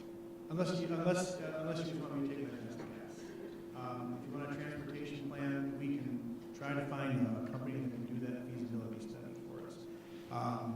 I don't know what a timeline might be, and I don't know at what point do we take this down the road. When are we supposed to be bidding on Wausau West? Do we stop that? Because if we stop that, we will incur costs in the millions, right, for inflation. I guess I just want to share. I pulled up the outcomes, and let's say that when we talk about busing, if we ought to bus all of our students to our 8th and 9th grade students to East, all of our 10th and 12th to West, and obviously many of those would drive. Let's say that we did let's just talk about 8th and 9th. So we take all of our students, if they're on the east side, we bus them to east. That's typically what we do right now, so there shouldn't be significant change there. Students from the west side, if we did a transfer, that's one of the possibilities that we've talked about with some bus transportation folks. Then you bus them all to west. Let's say let's just for argument's sake say that is the current status, right? We bus them to west. Then we add a transfer. So let's add another 20 minutes to that. If that 20-minute increase we're taking into account, and then we add, let's say 15 minutes to an elementary school transportation in the city, right? Because mains to teen, they would remain the same. Let's put that up. How does that compare to the opportunities that are listed here? I don't know, I guess maybe I'm just stuck too much on the future as opposed to the challenges. I just feel very confident that we can work through these. So I guess to your point, do you want me to answer every one of the questions that was asked tonight before you take action? I think we might need more time than tonight to answer the questions and have our community trust us that we are taking the right decision. I understand that change is inevitable. I know change has to happen. I think the newest member of this community on the board. I've been here for going on 4 years. I am not emotionally attached to any of the schools. I didn't grow up in the neighborhood. When going into the conversation in summer, I went to the meetings we had, and I was on the elementary committee, and I went in knowing that something had to happen. But once I started getting the feedback from the community, I realized that we have to have more community support to move forward. In my opinion, I know something has to happen. I know we have to restructure our elementary schools. I just think that we need more support from our community in order for this plan to be successful. I'm excited about the possible outcomes and things that we're looking forward to in the future. At the same time, what I'm hearing very clearly is that the transportation question is one that a number of people have. And we also have a significant question about what elementary schools might be closed, what might happen with that. The other outcomes, the proposal's been very clear, I think, giving us a lot of opportunities. I would make a motion that we postpone the decision for 60 days to allow the administration to deal with the question of transportation and elementary school closings, and at that point come back and vote on the proposal as presented.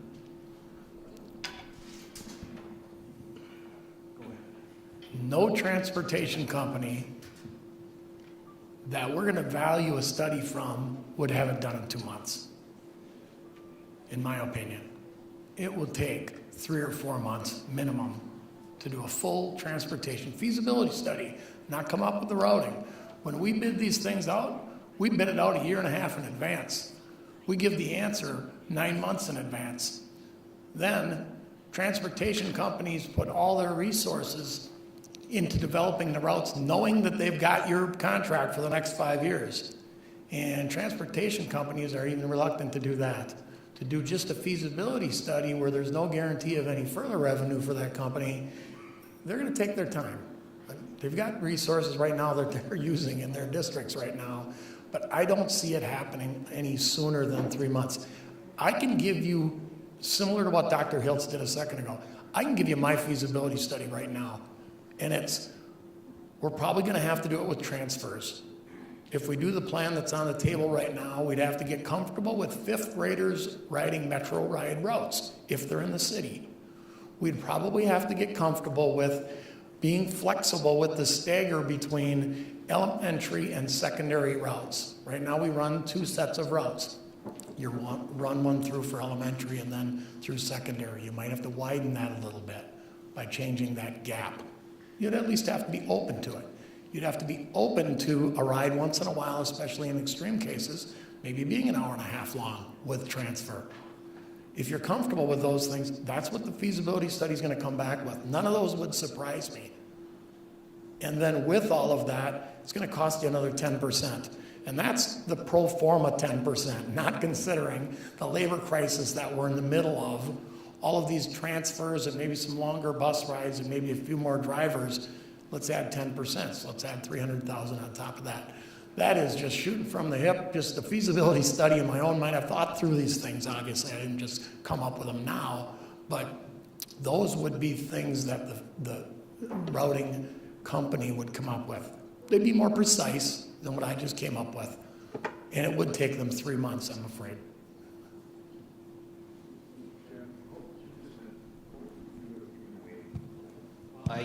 Actually, Lee kind of brought up some of my questions that I had was just, if we did some sort of, pro forma or some sort of feasibility study for transportation, and then obviously some idea where we're going with the elementary schools, because what you mentioned before about the funding, Montessori, if we give them a school, funding and the funding that they earned or that they received through the referendum, you should definitely allocate it to them, even if they go into the building, and I agree they've always been gracious. So I guess that was you already stated it, that was my comment, but I guess the other thing, with this feasibility study and added time, and I know, Pat, you brought up the, certain districts are maybe closer to Edgar, closer here, but if we have a school of excellence that's much better than those other schools, would those families be willing to sacrifice that extra 15, 20-minute time on a bus? I mean, I know when I went to high school in Marshfield, and I lived in the country, I was on the bus for an hour, or 45 minutes, an hour one way, and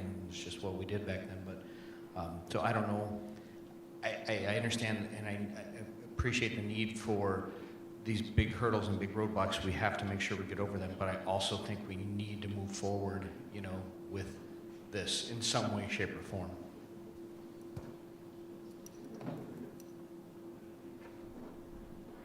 I'm just concerned that we cannot sit on this forever. We need to move forward, like you just said, and that's why I put that motion forward.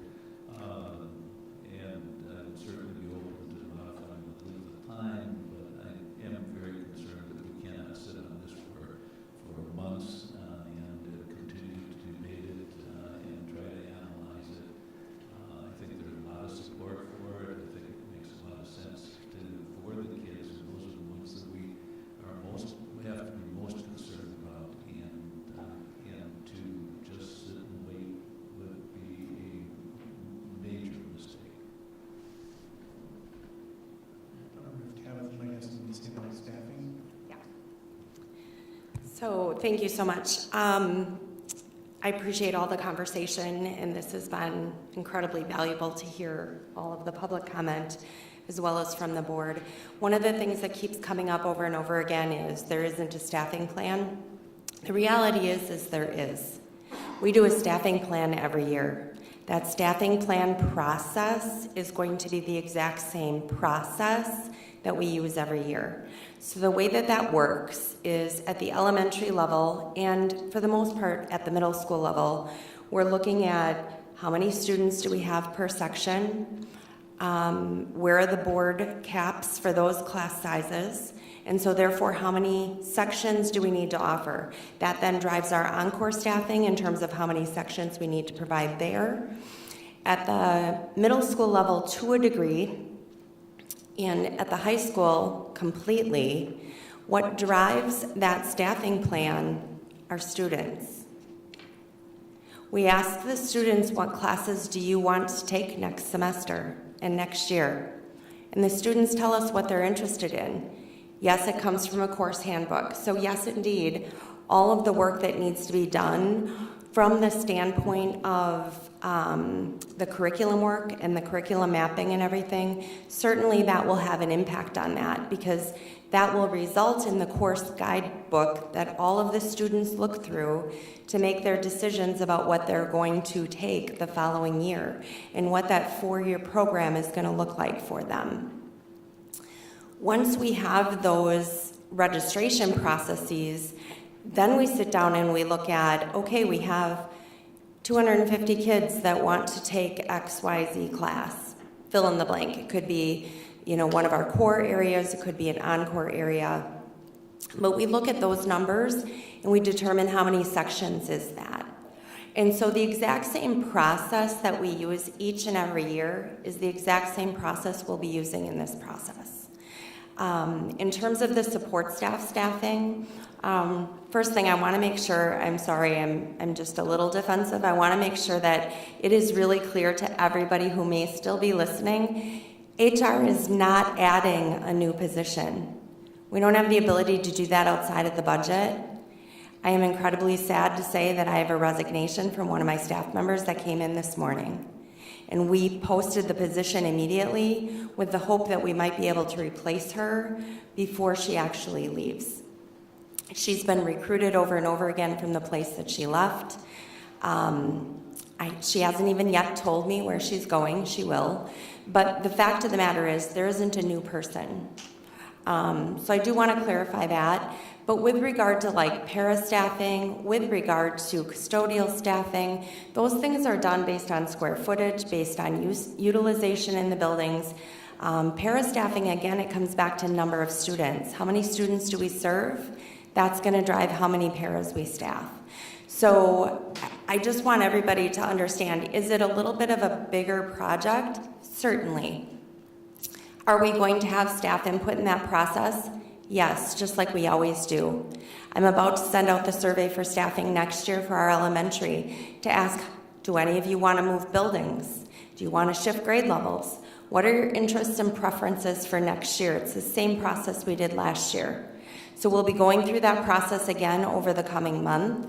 We're currently getting registrations in for classes at the middle and high school level. We'll be then meeting with principals. Those meetings start next month for next year. So all of that timeline is exactly as it was explained. The process is here. The process is already present. We will be executing on our process to do a staffing plan to meet the objectives and needs that our students ask for as part of their annual process. I don't know if that's helpful, but I do want everybody here at least and everybody listening to understand that this isn't creating a whole new process. It isn't starting from scratch and pretending like we don't have those guidelines and those procedures already set up, because they already exist. We do them every year. We have staff who transfer every year. Some transfer to grade levels, some transfer to other buildings, some transfer out of the district, and we hire new people. Those same processes are going to happen with the students driving that process for every single level in the end. Tabitha, is it true right now today, being spread, especially at the elementary level, I imagine, amongst 13 facilities, that you're forced, based on in and out populations within a certain school, especially at the elementary level, that we're forced to move staff as a result of that, and that in this consolidation, less staff would have to be juggled around and moved around, and that's a part of what we're talking here, is creating a stable condition for our staff so that we are an employer of choice. Is that a fair? That is absolutely true. And I shared that with the Franklin parent-teacher group. Last week, I think we were meeting with them, and I explained to them that from a student number standpoint, they were 2 students, I believe, shy of going from 2 sections to 1 in one of their grade levels. So that could happen at any given point. Last year, I think I had 3 or 4 involuntary transfers. Where section count went down, we had excess of staff in a building, and I had to go through a process where we had to involuntarily transfer somebody to another open spot elsewhere in the district. Those things happen every single year. So through consolidation, we would likely have less requirement to move staff around, which is disruptive to their, career and their livelihood and everything about that. Correct. The more sections we have at each grade level, the more stable those numbers become, because it takes more student number changes to get to a point where we would actually reduce or add a section in the end. So it just, when we talked about staffing stabilizing or being more balanced, that's what we're talking about. If we have a school with only one section or two sections, it doesn't take very many moves from students to push that from two sections to one. It could be one student. It could be one student that pushes it from one section to two. But if you've got 3, 4, I've worked in systems with as many as 5 and 6 grade level classes, like 6th grade or 6 third grades. When you have that many sections with a number of students in the same building, that stabilizes the staffing in lots of ways. It stabilizes the staffing from the standpoint of the classroom sections we offer. It stabilizes the staffing from the standpoint of the encore teachers, those that otherwise are moving around to buildings. They might be able to stay in that building full-time or closer to full-time than they are now, and they don't have as many drastic shifts. So Tabitha, I guess I'm really glad to hear that there's a process in place. I think what I'm hearing and the feedback that I've received is show us the work.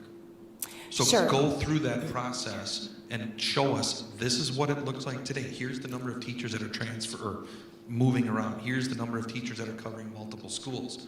Roll your process forward based on the known enrollment, and you'll have assumptions in there. And put a plan. Say here's the schools we're going to keep. Here's what is going to be in each building. Here's what we project the staffing to be. I have that. I showed that already to the committee last summer. We went through those plans in depth at the elementary level. At the secondary level, we didn't do that process because the curriculum will shift, which will also then shift the needs for that staffing.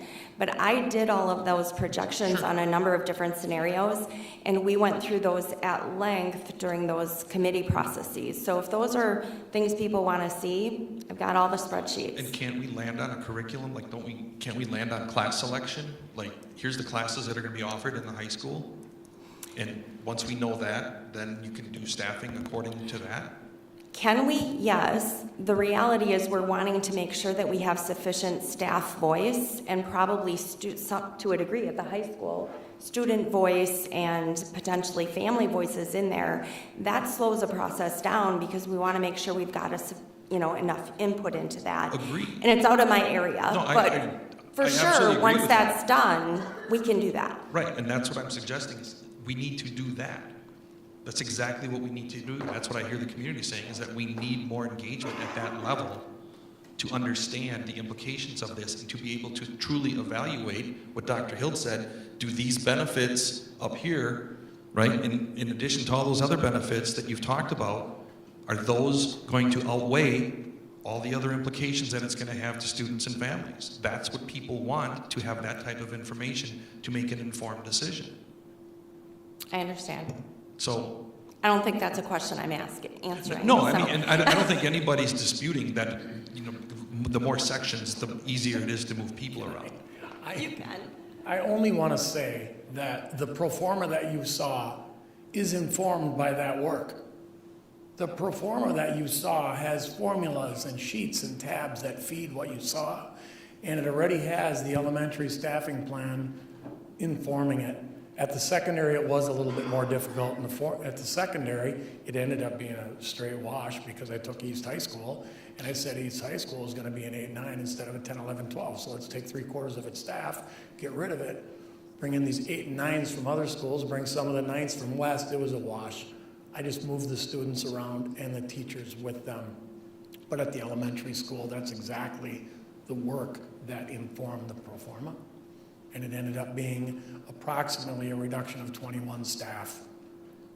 I think 11 professional staff and 10 point something of a variety of other staff that were driven by formulas. When you get rid of some students, you lose some staff. You get rid of some square footage, you get rid of some staff. And then keep in mind that pro forma also capitalized on 60% of that, then 70, and then 80, then 90, and then a full. So the work that Tabitha did is built into what you saw earlier. That's all I had to say. So basically, at the high school level, you're already in your process, your counselors are in the process of getting your classes already set, and that will start setting you up for your staffing for that. But that just starts for next year, now, at the end of January, beginning of February, where that process will take place. So maybe that's something that we could be taking just a quick look at, and because the three questions I saw from the board is the transportation. If we just get some understanding of the transportation, because that's just the question we get hit with all the time. Community input, we need to have, right now we have people that are here, we don't know how many people are online, we get emails, we need to be able to make sure, and this falls into public relations, Diana, that kind of puts pressure on you, getting more information out so that we get information back. We want to move forward, but we want to move forward knowing the community is behind all of this. The third thing was the staffing, which I just mentioned. So you're suggesting that we give, what, a month to take a look at maybe 3 questions to bring back, or what is your proposal? I'm sorry, I didn't specify. I think Lee had mentioned 60 days, but my opinion, you take as long as it needs to come back with credible answers. If it's 60 days, if it's 6 months, if it's 600 days, I have no idea what that is going to be. But we need to see things on paper that are definitive and that people are willing to sign up for and say, yes, we believe this is going to be the reality, and here's what the implications of that are. And is that what you were suggesting, Mr.? My thought was that that would hopefully give sufficient time, but also put pressure on to do it fairly quickly. And it could always be modified again in 60 days if you want more information. That was why I set the 60-day amount. Again, that wouldn't necessarily be a motion, it would be a postponing of this so that we can move forward with more information. Doesn't need to be a motion. I think it was a motion to table for 60 days. So you want to put that into a motion?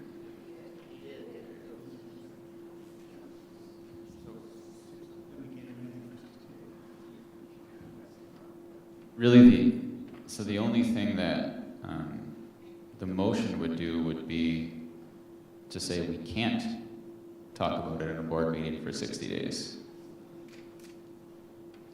Because we don't need a motion to just, if we don't vote on this tonight, we don't need a motion to table it. It's just something we're continuing to work on, like we've been working on for the last 6 months.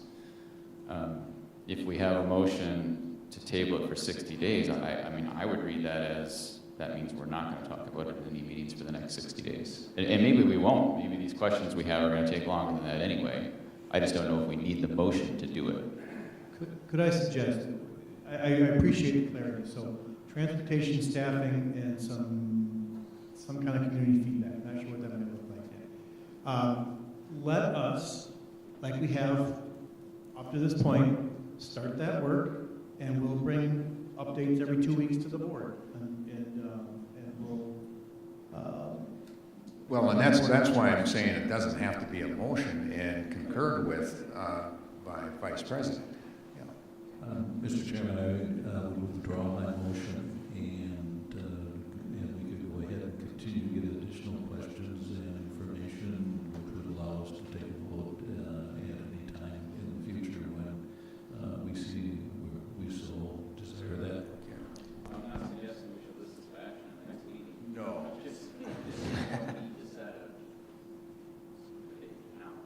At what point does Nexus need to make a decision on, obviously? I have to look at the Gantt chart and see when we're due for to take West. Do you happen to have it? I know you've always got it, but what's the next update for West that's due? February something. Yeah, our next design meeting is on Thursday. And my question to Mr. Test would be regarding West, since we brought it up a couple times here. isn't would be in 2 phases anyway. Like, we would be doing the work at the northeast corner of the building and the cafeteria separately than what would happen here to this side. Barry, would that be correct? That it, oh, we have it. Next is official. Yeah. You know, instead of kind of, you know, guessing on all this, let us go back, let us get all this organized, get some timelines, and then that'll help us to find what timeline we work with. Let's do that, and before we take off and get to the end of here and move into the next meeting, thank you, administrative team and Superintendent Hills, for the work you've done into putting this presentation together. This is a lot of work. This is a lot of detail, a lot of everything that goes into it. So we greatly appreciate what you've done so far. This is something that has to keep on moving forward. Let's move from there. Okay. So, I'm seeking a motion to adjourn the special meeting. All in favor? Opposed? Motion carries. Let's take a little bit of a break before we come back and move quickly into the next meeting.